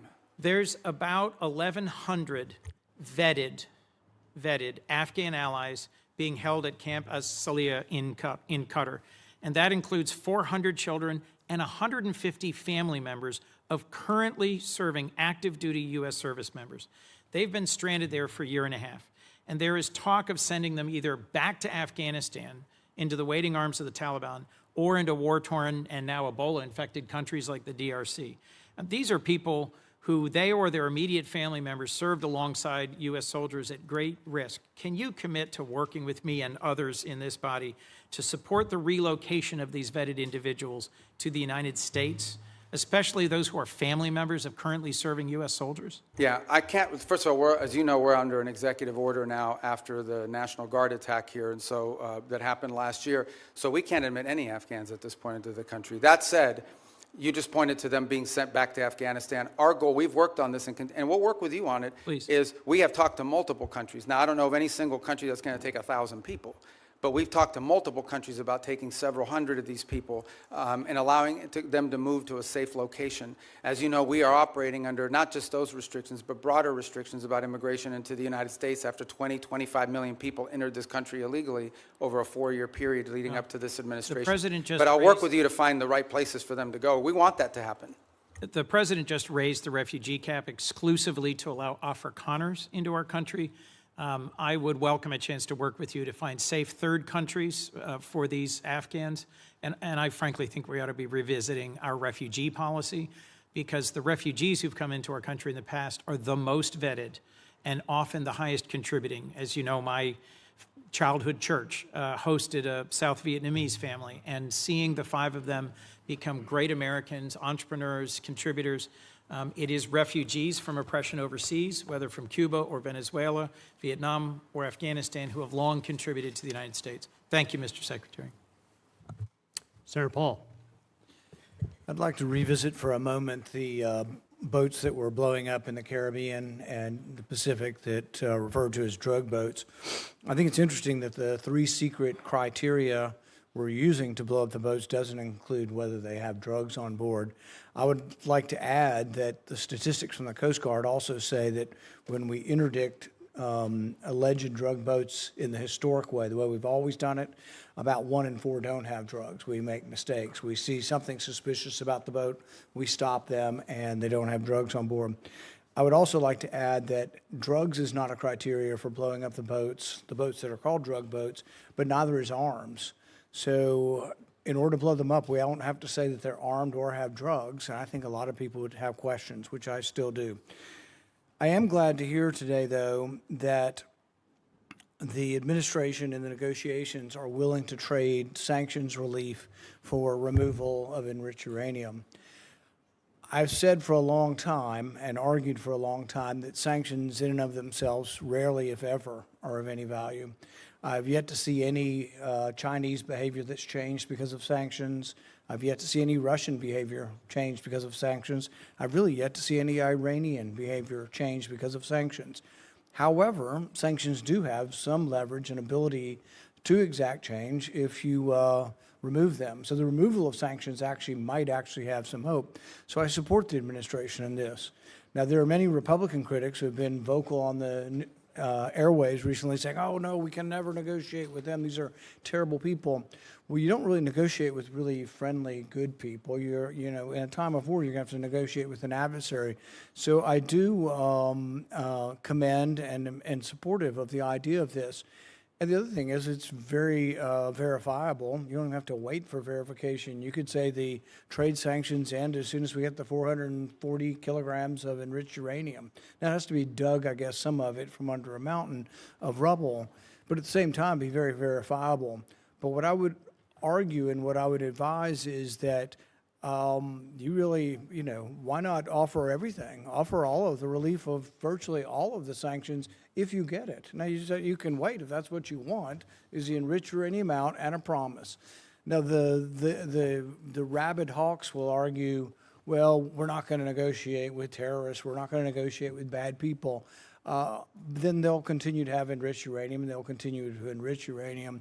So I do think that the argument that there hasn't been a military solution to this is largely proven by the fact that even though we've militarily obliterated their military, all of that is true. It's as Fred Ickley wrote in Every War Must End, that military victory doesn't always translate or lead to political resolution or to things that you want done. What we really want done is no more enriched uranium, and you don't enrich uranium, you give up on these hopes. But I would say that as we are looking at trading sanctions, you say there's some you can do on your own, there's some that are congressional. I would be bringing in the leaders in the Congress who can give up on these sanctions and hopefully try to get their voice saying yes, if they will give up. Because if you give up a few piddling ones that that won't change things, that the White House has the ability to do, and you still have all these congressional sanctions, if you're on the other side of that equation, you might say, we're not giving up the one thing we think is leverage, the enriched uranium, for maybe a little bit of sanctions relief. So I would say really go all in on it, because it would be verifiable. You don't have to wait and prove it. You would have to prove in the future whether they're enriching. But I think that is a good step forward. But it's also important for people to have a discussion of what diplomacy is, and that diplomacy doesn't always have a bad name. And frankly, I'm glad to hear that the administration is negotiating, and I wish you luck. And I'd love to hear your response in general. Well, first of all, the president's made clear the priority is Iran can never have a nuclear weapon. And what do they need to have a nuclear weapon? They need a couple things. They need the ability to enrich. That has been substantially destroyed, but could always be rebuilt over time. And the second is the ability, and highly enriched uranium, that's 60%, that could quickly be enriched to 90% weapons grade. The second point you make is about sanctions. So that's the goal here. And the sanctions, first of all, there's a combination of sanctions. There's sanctions that block direct sort of activities that generate revenue. And that's problematic beyond the nuclear program, because they also use this revenue to fund sponsor terrorism like Hezbollah and others around the region. And then there's the frozen assets, which are related to sanctions, but these are Iranian assets that have been frozen that they don't have access to. So what I would argue, and again, I don't want to get ahead of myself because we're not engaged in this conversation with them yet, but if you get into a situation in which the reason why there are sanctions are because the nuclear program, and so if they comply with what we're demanding on the nuclear side of it, zero enrichment, get rid of the enriched uranium, they're complying with these things, then I think that's the place where the frozen assets could be discussed. The more they give, the more they would get. I think ultimately we will still face other challenges related to Iran separate from the nuclear program, like what they use their money on, which is to sponsor Hezbollah and to sponsor Hamas and to sponsor terrorism around the world. But on the nuclear question, which was the president's been focused on now, no nuclear weapon program, the sanctions that are directly related to the nuclear program, the more they give, theoretically, the more they should be willing to get. What they're not going to get it as a down payment. They're not going to get it as a signing bonus. And I would also point out that negotiations on nuclear matters are highly complex, highly technical. And so it will take some time to work through that, as is sanctions, by the way, highly technical and in many cases multifaceted. There are UN sanctions, there are US sanctions, there are US congressional sanctions. So there's a lot to unravel there. Is benefit from the idea of trading sanctions relief for activity. And if you don't ever trade them, if you just have them on the book, then I think they're of little value in changing behavior. Thank you. Senator Booker. Thank you very much. Mr. Secretary, you and I talked a lot about Africa, and I raised concerns about a lot of the cuts. We're seeing globally an increase in tuberculosis, an increase in malaria cases. We see a continued ongoing on the continent HIV crisis.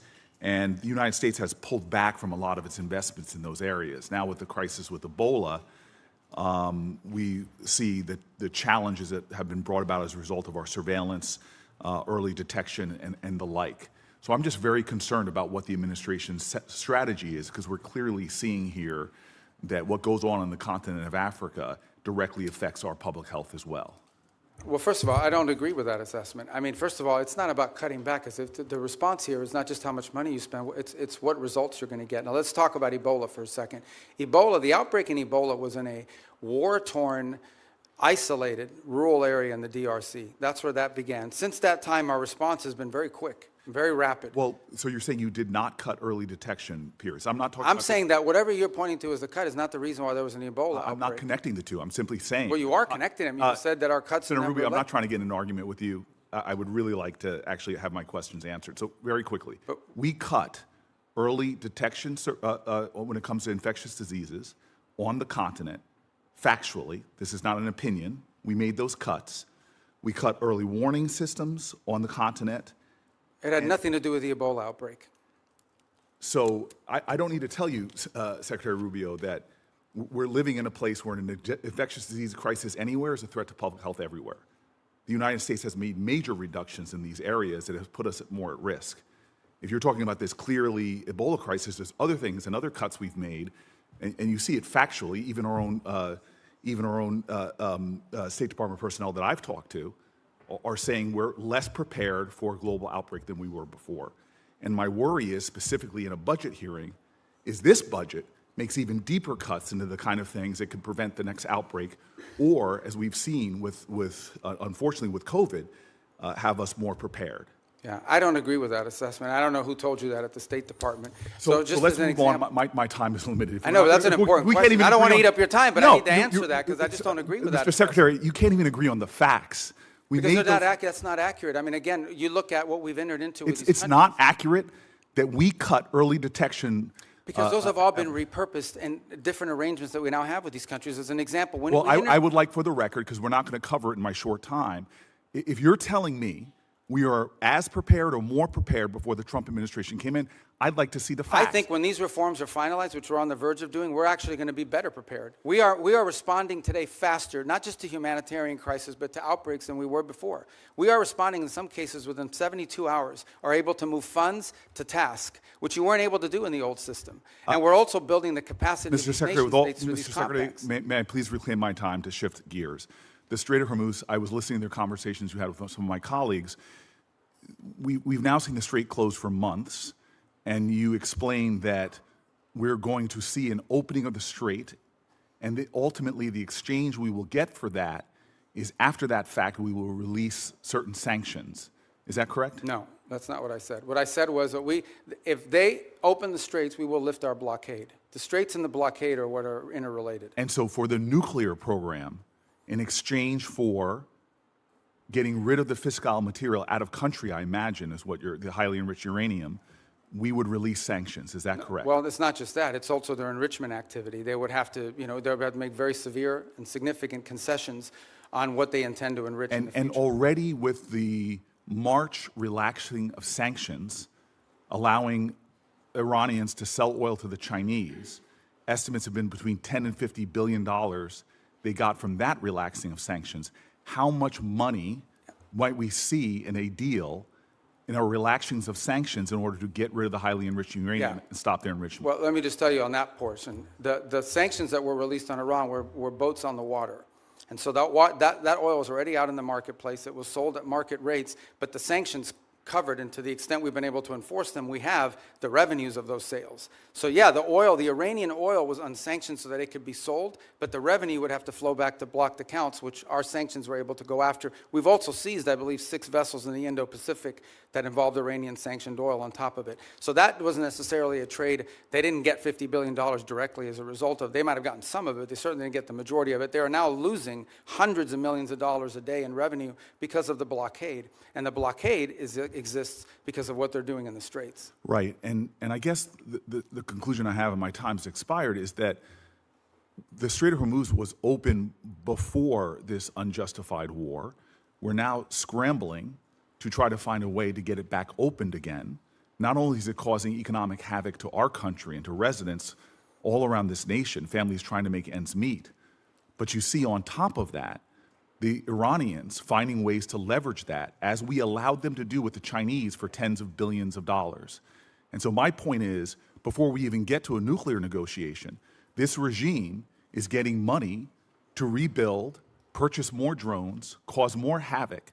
And this is before we're even trying to get back to a But I apologize, I don't understand how they're getting this. What revenue are you referring to? Well, there's two sources of revenue we're seeing. One is the revenue from the Chinese, that's factually documented. And number two, the revenue that you're proposing that they should receive by releasing all of their highly enriched uranium, as well as in making a commitment about their enrichment capacities. Okay, yeah. Hold on. And that was the exact deal that you guys vilified, that the president and you vilified President Obama from having. Yeah. No, So I don't here we think those have are a not the worse situation where Those are not the same our deals. adversary and our enemy, who's causing havoc in the region, who is funding proxies and terrorists, has discovered, thanks to you all, the power of shutting down the Strait of Hormuz. No, they didn't which discover. is They all- knew that a long time ago, and they've done well, it before. clearly, we all knew that a long time ago. That's why this And they intended to do this at ill-conceived some point war in the should have future never as well. happened.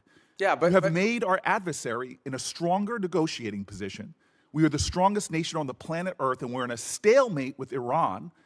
And now we're begging to get back into a deal that you all We're not trashed begging. in the first place. There's no one begging. I don't know. Clearly, this is a Senator shame- Booker, your time's up. But can Senator I just- Rubio, since he's I do gone want to over, you address can some of these points respond. because they go to the heart of the matter. No one's begging for anything here. The Iranians might be begging because their economy's losing hundreds of millions of dollars a day. That they are losing. Understand, Iran had street protests going on before all of this started. All of those factors, economic factors in Iran, are far worse today than they were 6 months ago when those protests were happening. They have hyperinflation, their currency's completely devalued, they're struggling to make payroll for their government workers. Iran is in a very serious situation, and if it was up to the political class there, and I understand everybody there is sort of radical in some way, but if it was up to the people that actually like go to elections and wear the suits and you see on TV, they'd probably make a deal tomorrow.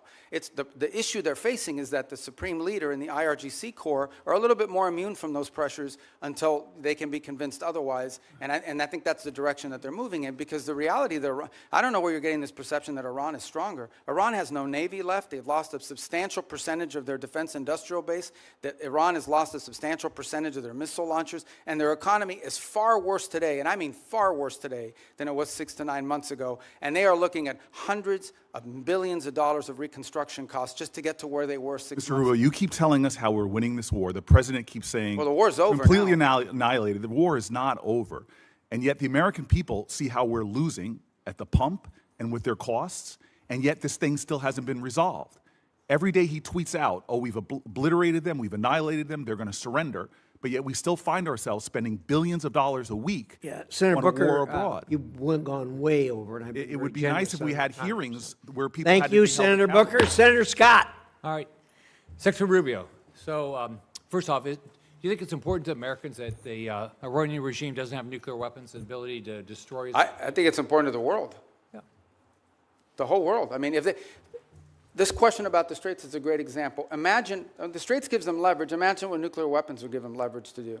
At that point, they wouldn't even have to announce that we're controlling this. They would just say, we control the Straits. There's nothing you can do about it because our nuclear weapon will allow us to do it. You will have to pay us a toll for using an international waterway from now on, and you can't do anything to us militarily because we'll blow you up with a nuclear weapon. That is the leverage that they were trying to build. If they ever got a nuclear weapon, not only would they have a nuclear weapon, not only would they control the Straits, they would be able to act with impunity because you wouldn't be able to touch them. You wouldn't be able to do anything about them. I want to thank you for what you're doing. Let's talk about Latin America, which is, as you know, important to a lot of people in our state. So thanks for what you've done with both Venezuela and Cuba. Let's do Venezuela first. I think every Venezuelan I know is appreciative of what happened with Maduro. And I know you have a three-step process to get to democracy there. Can you talk about where you are? I mean, I know you're about to try to get Delcy Rodriguez to do the right thing. We still, unfortunately, have political prisoners not released. We still have oppression. So can you just talk about the process you're going through? Well, first of all, I remind everybody, what's today, the 2nd? So it's literally been 5 months. Right. Like, I know it seems like it was 10 years ago, but it's been 5 months. And I think Venezuela is in a better place today and in a better trajectory today than it was 5 months ago. Now, is it where it needs to be? Is it where it needs to ultimately wind up? The answer is, of course, no. Ultimately, In order to truly transition, they have to have multi-party, free and fair elections. But the conditions for free and fair elections are the following. First of all, you have to have a free and open media. And while you've seen independent journalists are now, for the first time, activated again, that has to exist. Political parties have to be given the space and time to organize. The National Electoral Council has to be reformed so that it has members in it that will actually accurately count the vote.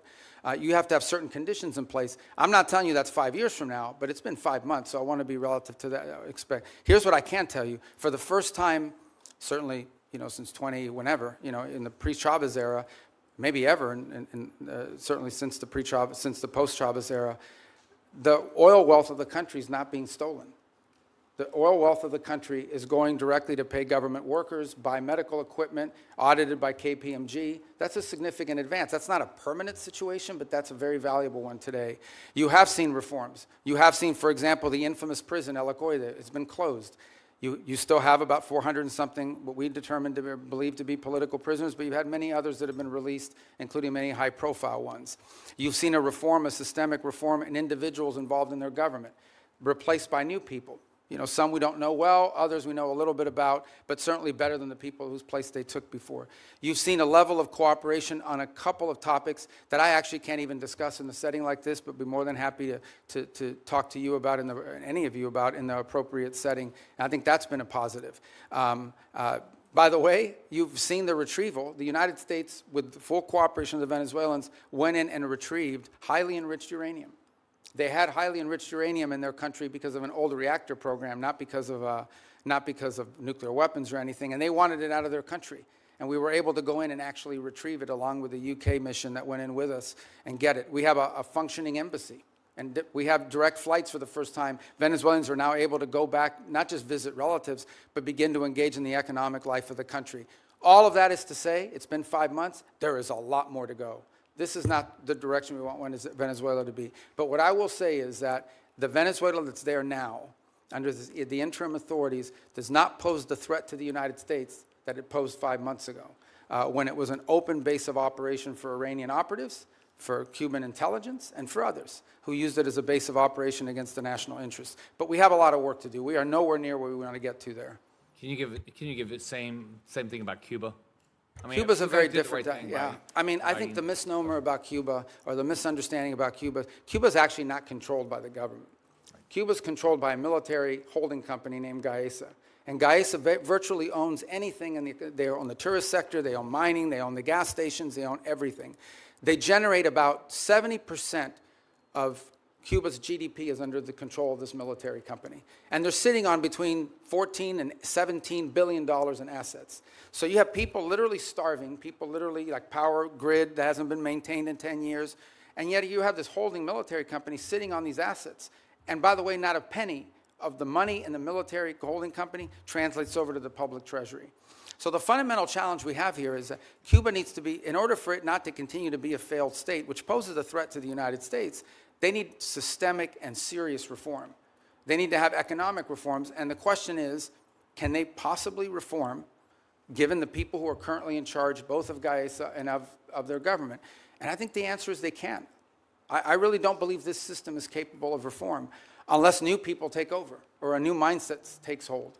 Now, we've engaged in conversations with them. We've offered them what I think needs to happen in order for their economy to recover. And that's the last point I would make, is I think somebody raised this issue of an oil blockade. Cuba was having blackouts well before January 3rd of this year. They were having blackouts for years. And they were having blackouts for two reasons. Number one, no one will give you free oil except Maduro. That's what's changed here. What's changed here is they're no longer getting free oil from Venezuela. And number two, the main reason why they have energy blackouts is because they didn't invest a single dollar back into their plants, back into improving their plants. And they could have bought this equipment from any company in the world, but they didn't invest in it. Instead, they invested it to build tourist hotels that now sit empty because there's no tourism into Cuba. So Cuba's a little bit more complicated than Venezuela, but it's a mess. Thanks for what you're doing. Thank you, Mr. Chairman. Secretary Rubio, I trust you're familiar with then CENTCOM Commander and future Secretary of Defense Jim Mattis's famous quote about the importance of funding our foreign policy apparatus.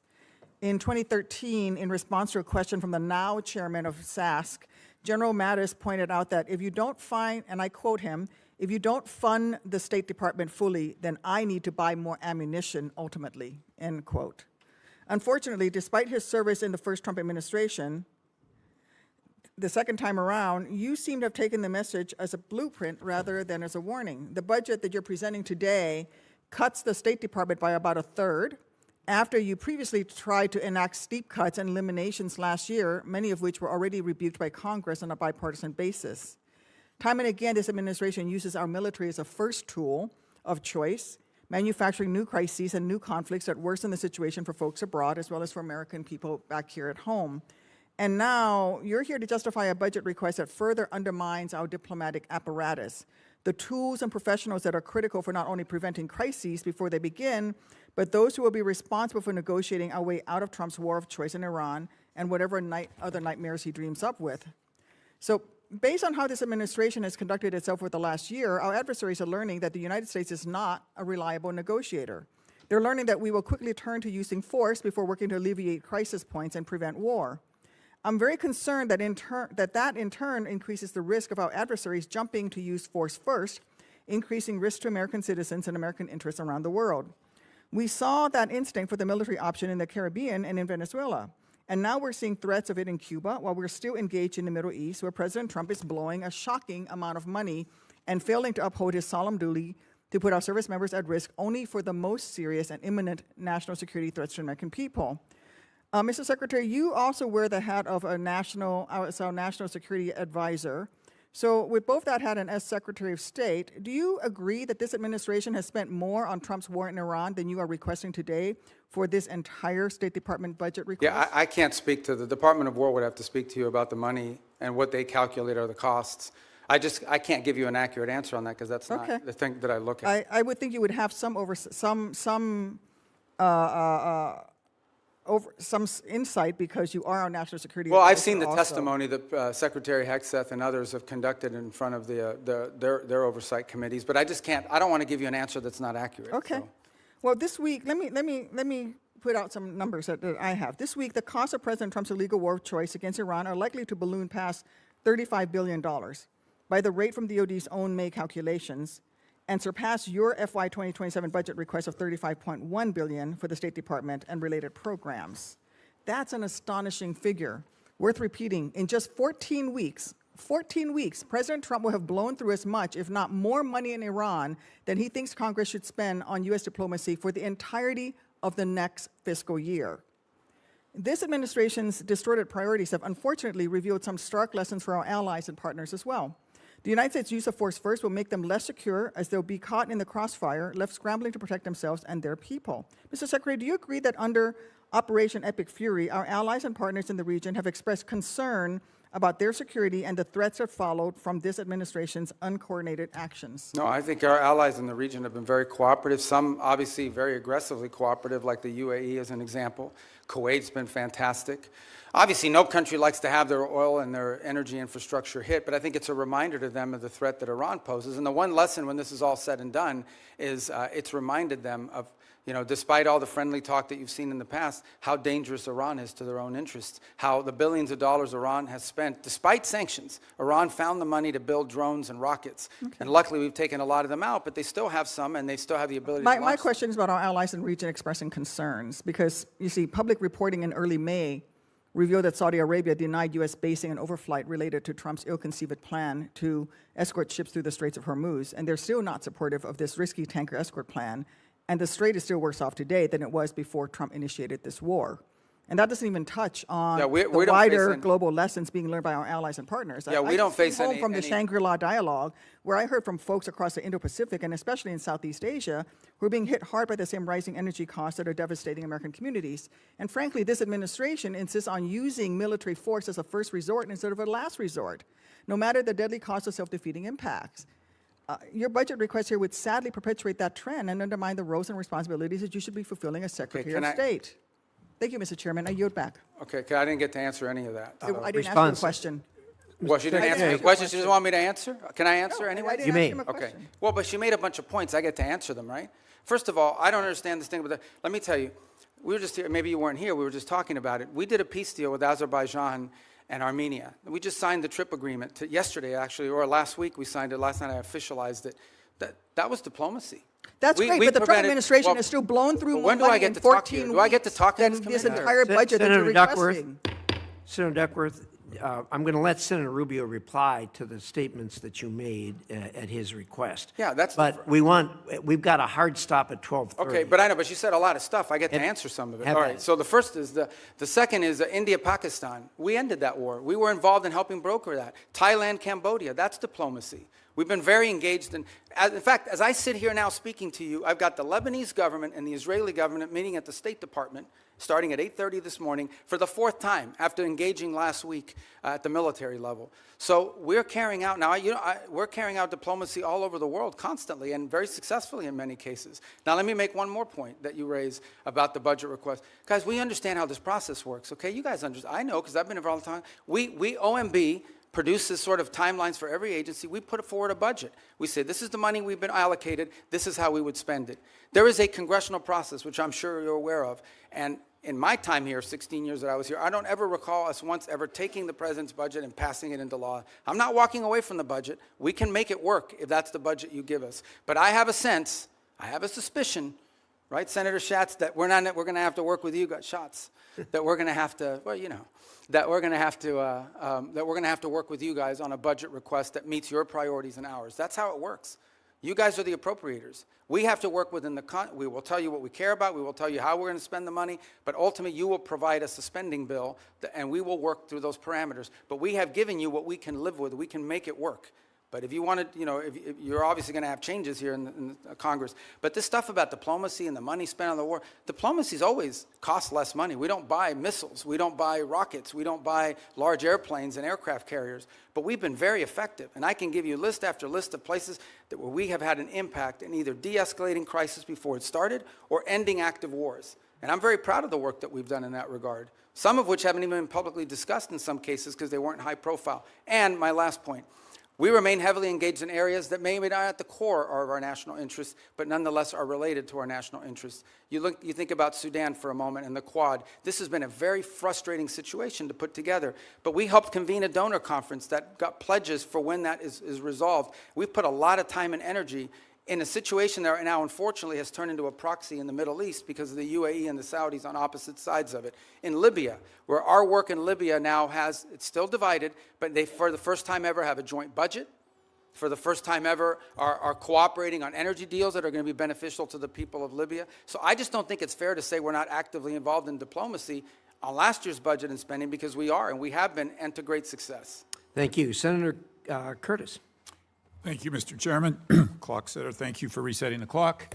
Mr. Secretary, thank you for being here. And I'm always truly impressed with your ability to navigate around the globe so articulately and explain the positions. Like you previously, I chair the Western Hemisphere Subcommittee. One of the focuses that I've had is on Taiwan and Taiwan's relationship in the Western Hemisphere. We actually had our first subcommittee hearing on Taiwan's allies in the Western Hemisphere. And as you well know, Honduras switched diplomatic recognition away from Taiwan in 2023 in exchange for a lot of promises from China. No surprise, those promises have not been fulfilled. And the current president, during his campaign, talked about returning back to Taiwan and restoring that relationship with Taiwan. In your budget, you have $245 million for the Countering PRC Influence Fund. And I'd like to note Senator Van Hollen and I have a bill that would actually carve off a portion of that specifically for Taiwan and countering the PRC influence there.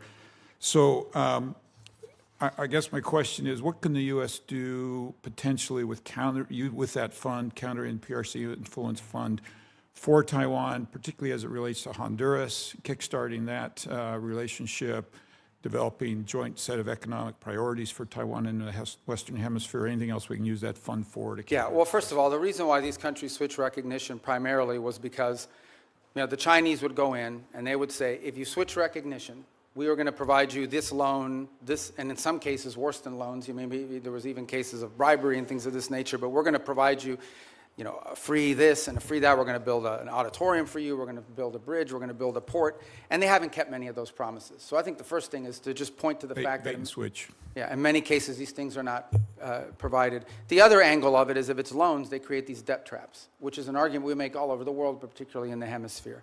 But the broader goal of this fund is not just simply Taiwan related, although that's the reason why that's an action they took as a result of this leverage that was established on them. But more broader, in many cases, these countries are trying to develop their telecommunications system. They're trying to build roads. They're trying to develop whatever it may be. And frankly, the only companies that show up are the Chinese companies. And they show up with lower cost, a financing mechanism, et cetera, et cetera. Now, there's a track record of not completing these projects. There's a track record of flooding the country with Chinese workers that come and do the work. So I think part of this fund is designed to create alternatives to that, to give these countries alternatives to the Chinese or other foreign malign influence that might be occurring in their country. Part of that is attracting U.S. commercial ventures to do it, but part of it is providing the resources so these countries can go out and do this without being subject to or vulnerable to this sort of leverage tactic that's used against them. Thank you. Let me switch to China for just a minute. Your budget notes the merging of the Foreign Service Institute, where a lot of the state language training takes place, with the Human Resource Bureau. And I'm hoping that can improve the language capacity. But here in the Senate, I've picked up the Uyghur Policy Act, which you led when you were here. Part of the bill that I'm especially supportive of is the provision that's supporting the Uyghur language training for Forest Service officers is not only important but required, and that we have Foreign Service officers in Asia and China that can speak that language. I think it's absolutely vital that our diplomats be able to understand the people in their own language as to the abuses that are going on there. Given your previous experience on this bill and the department's focus on the CCP's repression, do you still support this provision, and can you just speak to how important this is? Yeah, well, I think obviously the Uyghur language is not a widespread language around the world, but it's incredibly valuable in an important part of the world. And so I think we want to see a language proficiency. That's generally been a challenge writ large over a period of time. And one of the goals of the consolidation is to be able to drive language school more effectively, more quickly to foreign service officers before they're deployed. Obviously, proficiency in certain languages are very difficult. They take longer periods. Some languages are harder to learn than others, especially if the base of the language is, like, just to give an example, it's easy to learn Italian if you speak Spanish. It's much harder to learn Mandarin, and or the Uyghur language for that matter. So, but language is a priority for us. And it's one that, by the way, in our recruitment tools, is one of the things we also look for is whether potential candidates already bring an existing second or third language, which is a huge benefit. Yes, and just very quickly, do you want to clarify, use this opportunity? The president had a tweet about speaking with Hezbollah yesterday. Do you want to clarify for people what happened and anything that you'd like? Well, we received communications via the Lebanese government and the speaker over there on behalf of Hezbollah as early as Sunday about that they would restrain from attacking Israeli territory if Israel did not take new strikes in Beirut.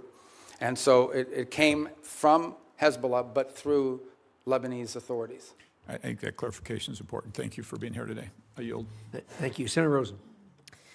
Thank you, Chairman Risch, Ranking Member Shaheen. Thank you, Secretary Rubio, for being here. Secretary Rubio, I applaud the administration for facilitating a ceasefire last year between Israel and Gaza that will keep Israel safe and from further Hamas attacks and the suffering of Palestinian civilians.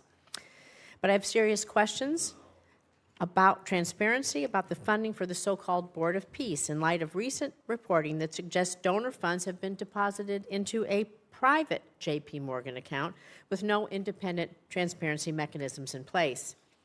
As a member of the Board of Peace, Executive Board, and Secretary of State, you should be in a position to provide us with some answers. And you, as a former senator, know our role here, trying to get answers. And my team's been asking for a contact with the Board of Peace for several months just to do our due diligence, but we've received no response. Can you tell me exactly who my team should be reaching out to, please? Well, I can now because the Board of Peace has finally hired some staff. It's going to be a very lean operation. They're working out of the Institute of Peace Building. So for some period of time, they really were not. It was just a very lean operation. So do you have a name for my? I do. I just don't have it on me, but I will get that That's to fine. you. We will- But I think they just hired staff like in the last two weeks. We will follow up with you. Thank you. I have a few other questions. Can you tell me how much money is in the World Bank administered Board of Peace Fund? Do you have a? I don't have the answer because there's not U.S. dollars that have flowed. These are donor funds. So can you tell me how much money is in the J.P. Morgan account? Yeah, but again, those are not Who has U.S. the- government accounts. Those are Who has oversight? Well, that's the key here. That ultimately the oversight over the funds of the Board of Peace will be done, and especially when it comes to U.S. dollars, will be done by you in Congress. We have not committed those funds there yet, although we've made a pledge until they've stood up the Board of Peace administratively. Congress will have oversight ability. Thank Well, you. on the U.S. dollars. Of the U.S. dollars. Can the money in the J.P. Morgan account be used to compensate the president or his family or anyone directly? No one's talking with about the doing president? And you said you just hired some folks and it's going to be lean. About how many full-time personnel do you expect? I think they ultimately want to get up to 15 or 20 full-time. I think they've started at 5, And if so I'm is- not mistaken. is I the- could be wrong, but those are the numbers I recall. So is the $50 million in U.S. taxpayer money that your department wants to give to the Board of Peace, is that going to be used to cover this? But I think that $50 million was reversed. We ended up not doing that as a result of the way it was constructed. The Board of Peace is now built out as an international, non-governmental organization. We will follow up with you on that once you give us a contact after this. Thank you. So, Secretary Rubio, during your confirmation and budget hearings last year, you committed to me you would support women and girls programming at the State Department. But under your leadership, you've terminated dozens of awards supporting women and girls. You shuttered the Office of Global Women's Issues, GWE. You fired the entire staff. You said repeatedly that regional bureaus will now be responsible for programs to support women and girls, but my staff has asked every single regional bureau if they have a plan to do this, and not a single bureau can provide me with an answer. And so, Secretary Rubio, I'm just so disappointed. I want to believe that, you didn't lie to us, lie to me, and so I want to give you an opportunity to explain how women's issues have been integrated into the I don't know. bureaus. Do we have an outline? I don't know of the who's plan? telling you that at the regional bureaus, because that's not accurate. Now some regional bureaus have a larger mandate on women's issues than So others. is As there you an- example, like in Europe, it's probably less intense Can you than tell in me Africa. who on your team we can reach out to then to find out? Because we're not getting, they're telling us they don't know. Well, the regional bureaus tell you they don't know. That's Not only correct. does every regional bureau have someone in charge of women's issues, or at least in charge of that portfolio, but most of our embassies, especially in some of these key So can places, are Can we follow advocating up, this. and can I call you Yeah, and of have a course. conversation? Because somehow there's a communication. Yeah, because we didn't eliminate the program. We simply felt that there's a difference between the women's issues, for example, that you would face in Africa versus what you may be facing in some part of Could you name a single Asia. new program that you've stood up in the last, since the GWE office was closed? Do you know of any? First of all, almost every single one of our programs that we do now, our humanitarian response to crisis, our food programs that we distributed, all of them have a women's component to it. So- Primarily because in these societies, Can we women are the follow up first with ones your affected. team, please, so we can get some clarification? 'Cause Yeah, we we'll haven't been follow able up, and to I'll do give that. you the right people. But each of these bureaus has someone, or more than one case. The more than last one person. here is, there is a International Women of Courage program. You and the First Lady have championed. Are you going to commit to maintaining that? The which one, I'm sorry? The Women of Courage program. You and the First Lady have championed that. Yeah, well, we had an award ceremony last year. So- I don't know if one is scheduled for this year yet. Thank you. With the remainder of my time, I'd like to remind the American people that as the Secretary of State, your main duty as America's chief diplomat is to maintain our relations with foreign nations. This is why I was shocked to see that you were at a party with President Trump in Miami instead of accompanying Vice President Vance to Pakistan for negotiations. What party was I at? I was at a party? It's publicly reported, and there's photos there. But In what fact, party? Steve No, Witkoff but you're going to and say that. I'm Jared going to Kushner- answer it. I'm going to answer But that let me question, because finish that's an my absurd statement. As I was soon not as at a I party. finish my paragraph, All right. he can answer. Because people are going to In fact, slander me. I'm going to answer Steve it. Witkoff and Jared Kushner, both of whom were never confirmed by this body to be America's diplomats, accompanied the vice president in the negotiations. Even Iran's foreign minister was not there, yet you were not, was there, excuse me, and you were not. I just feel that's embarrassing for us, and it's embarrassing for you. So, Mr. Secretary, Congress represents the American people. We have the power to confirm who represents America abroad. We confirmed you to be our Secretary of State. We confirmed you to be in the negotiations that are happening. And it's just unthinkable to me that you are missing high-stakes negotiations or that you're not involved. It's sad. Senator Rosen, your Thank your you. time's up. Yield back. But so let me Senator, Secretary Rubio, You're should have the 100% opportunity to inaccurate reply. and 100% wrong. Here's why. Number one, the Vice President of the United States was there, and he wasn't confirmed by us, and he was elected by the American people. Okay? He is the second in line to the presidency of the United States. He was present. Mr. Witkoff is the president's envoy for negotiation for peace deals. Mr. Kushner is a private citizen that serves as an advisor on these functions. They were the team that we sent to Pakistan. I was not at a party. Where I was is next to the president. Because in the midst of those negotiations, I was in communications with them. And in fact, I think there is media reporting from that evening on how on multiple occasions I went into a back room, I came back out and spoke to the president and was constantly updating him. On that evening, I spoke to Mr. Kushner and our negotiating team and Mr. Witkoff on at least 6 occasions, including twice on a secure line from the phone they had access to over there. So you don't know what you're talking about. You're just Senator making Rosen, stuff up. he has the floor. I know your please. staff wrote up this cute statement for your TikTok video, but it's not true, and it's not real. That's not what happened. Okay? I'm the National Security Advisor and Secretary of State. I was co-located with the President in the midst of a high-stakes negotiation so that I could immediately inform him about events occurring halfway around the world. I was where I needed to be at that moment because we had a very capable team on the ground in Pakistan, led by the Vice President of the United States. Thank you. Senator Cornyn. Secretary Rubio, I've heard some of my colleagues here on this committee suggest that the U.S. started a war with the Iranian regime 92 days ago. I happen to believe that the Iranian regime started a war against the West and Israel and has been at war with us since 1979. What's your view? Well, if you go back to 1979 and the taking hostages and build it out from there, I don't know the numbers, if we could even add them up. It's incalculable. Thousands of people around the world, including many Americans, have been killed because of direct Iranian action. All the IEDs, those roadside bombs that maimed and killed our soldiers, were all the mastermind work of the IRGC for decades. The IRGC sponsors terrorist attacks all over the planet. In fact, they were involved, for example, in the bombing of a Jewish center in Argentina in 1993 or 1994. They're consistently, it's now, we have people convicted in the United States of America, and one was arrested yesterday, Iranian agents plotting the assassination of American political leaders, including the President of the United States. They've been waging nonstop, not to mention their massive sponsorship of Hamas, of Hezbollah, and all the activities those groups have undertaken. So you're absolutely right that the Iranian system has been waging war on the West. But why is anybody in the United States in specific for over 3 decades, but why is anyone surprised? They openly chant, death to America, death to Israel. They openly say Israel's the little Satan, but we're the big Satan. So I think at some point when people say this repeatedly, you believe their rhetoric and their actions back their rhetoric. This is a very dangerous regime. And the notion that they would ever possess nuclear weapons, that people that are willing to conduct those kinds of terrorist acts would ever possess a nuclear weapon is unbearable, and unacceptable. And it's not going to happen under President Trump. So ever since since the Iranian nuclear program started, and they basically blocked the IAEA and others from doing the inspections that would be required in order to monitor their use of enriched uranium, we've had presidents, Democrat and Republican, say that a Iranian nuclear weapon was unacceptable. But it took President Trump to actually do something about it.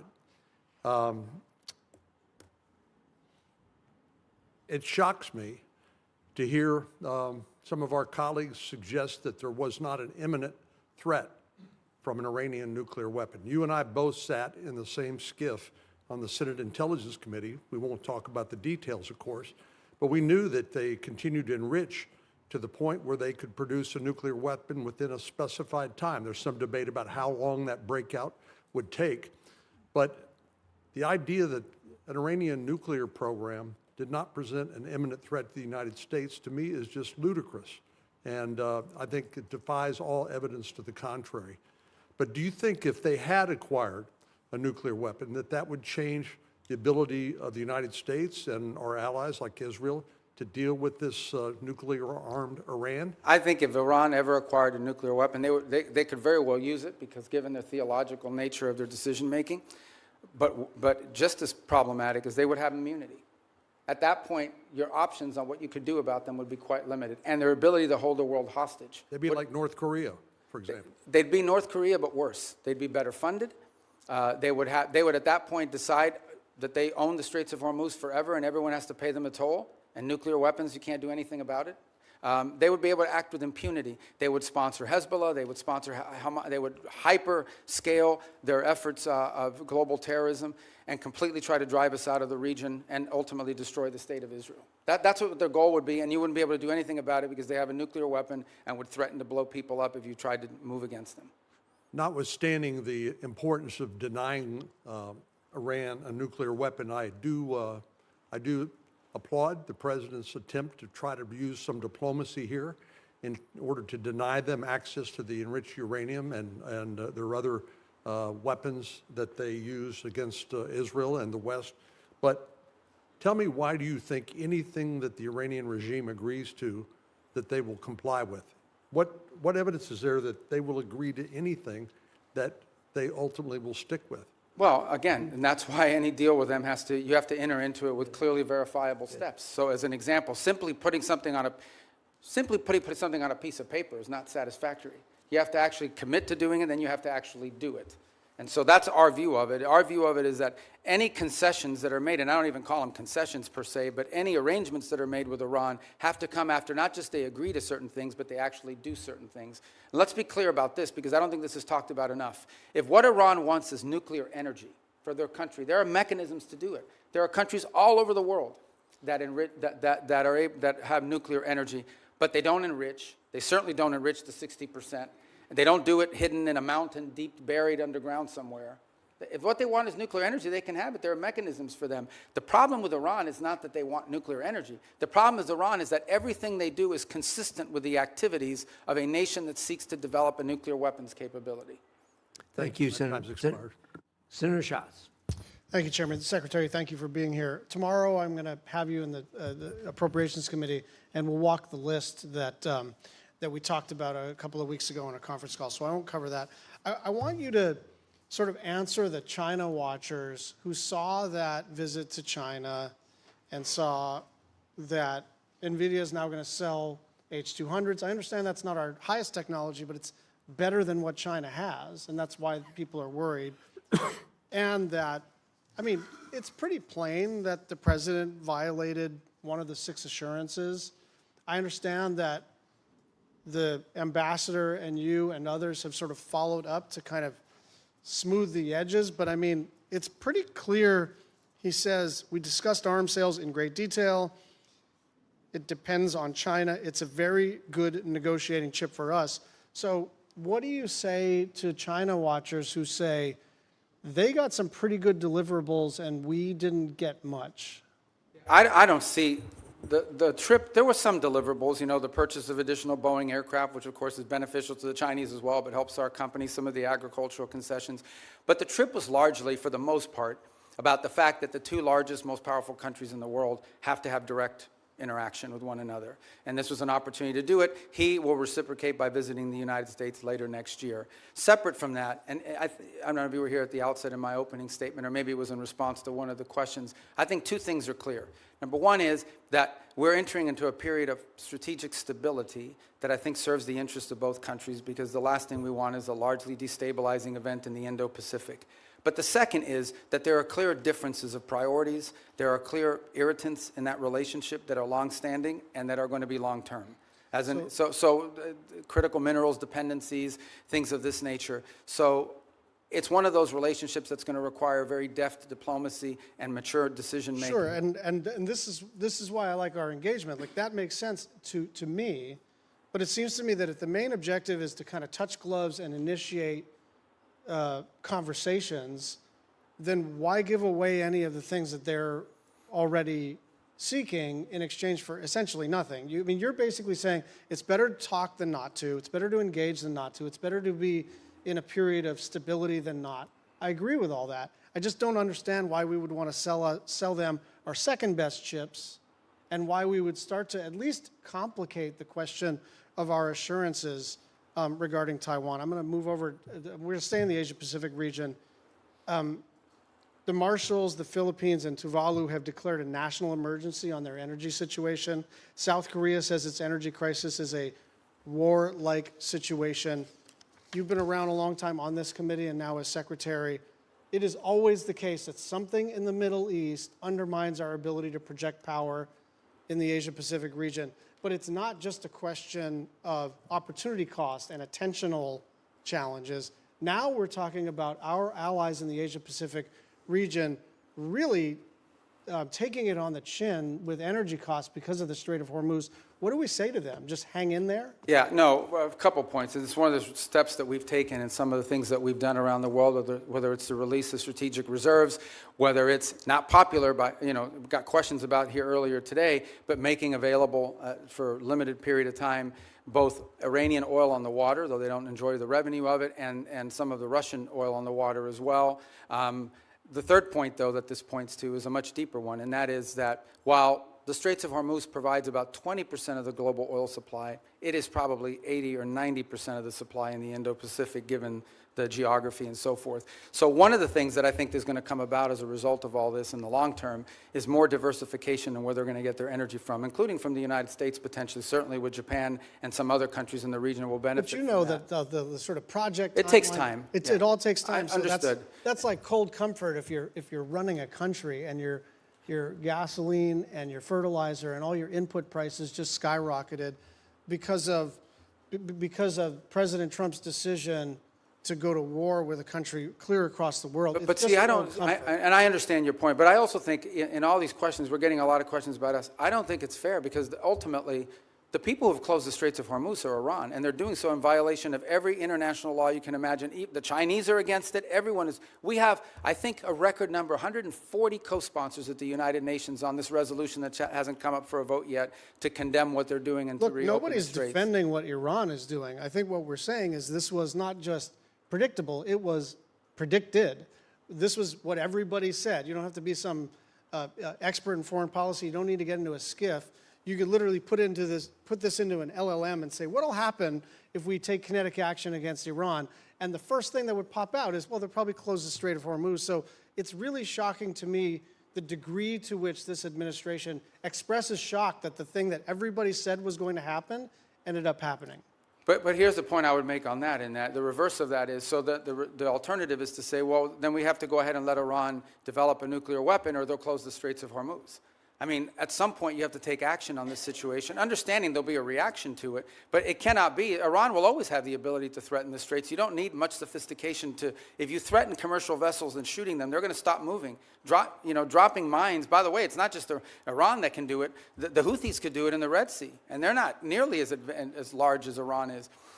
I think this is a more fundamental challenge, and that is, are we now forever limited doing it? Do we just have to let Iran go ahead and develop a nuclear weapon because of their threat to close the Straits of Hormuz? That's an untenable situation. Secretary Rubio, thank you. But I'll see him tomorrow, so don't worry. Yeah, okay, that's good. Tomorrow's a probe. I know we're supposed to have a hard stop at 12:30, but no, we'll do it. Senator Cruz has been patient. I hope you'll give us only because it's him. One more bite of the apple. Thank you, Mr. Chairman.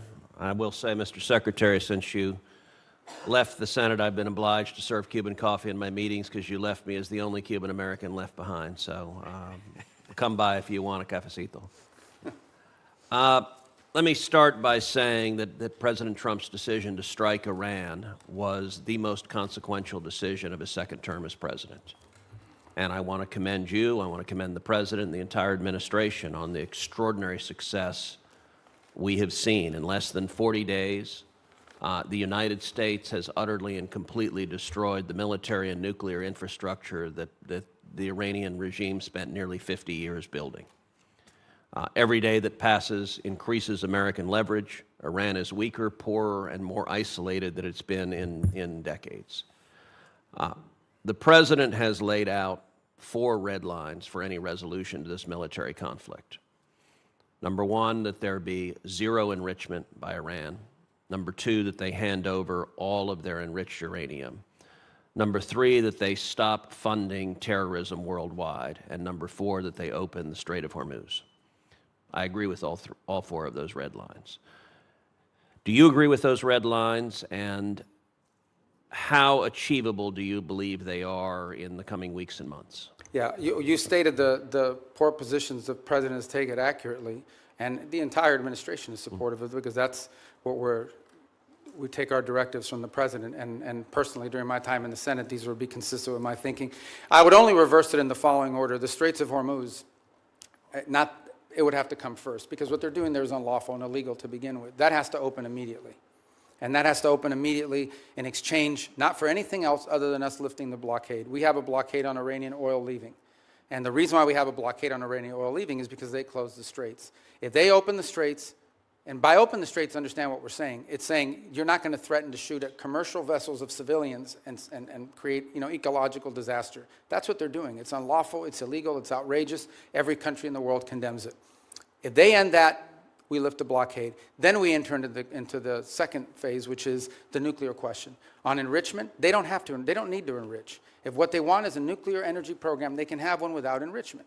And it was somebody the other day, a few questions ago, I forgot who it was, said that what we're working on is similar to JCPOA. It is not. JCPOA would have expired this year, and it allowed them to keep all the enrichment equipment that they needed, and clearly that equipment could get them to 60 and 90% because they've done it to 60% as a result of it. So it would have to deal with that question, and it would have to deal with the highly enriched uranium that they currently are in possession of.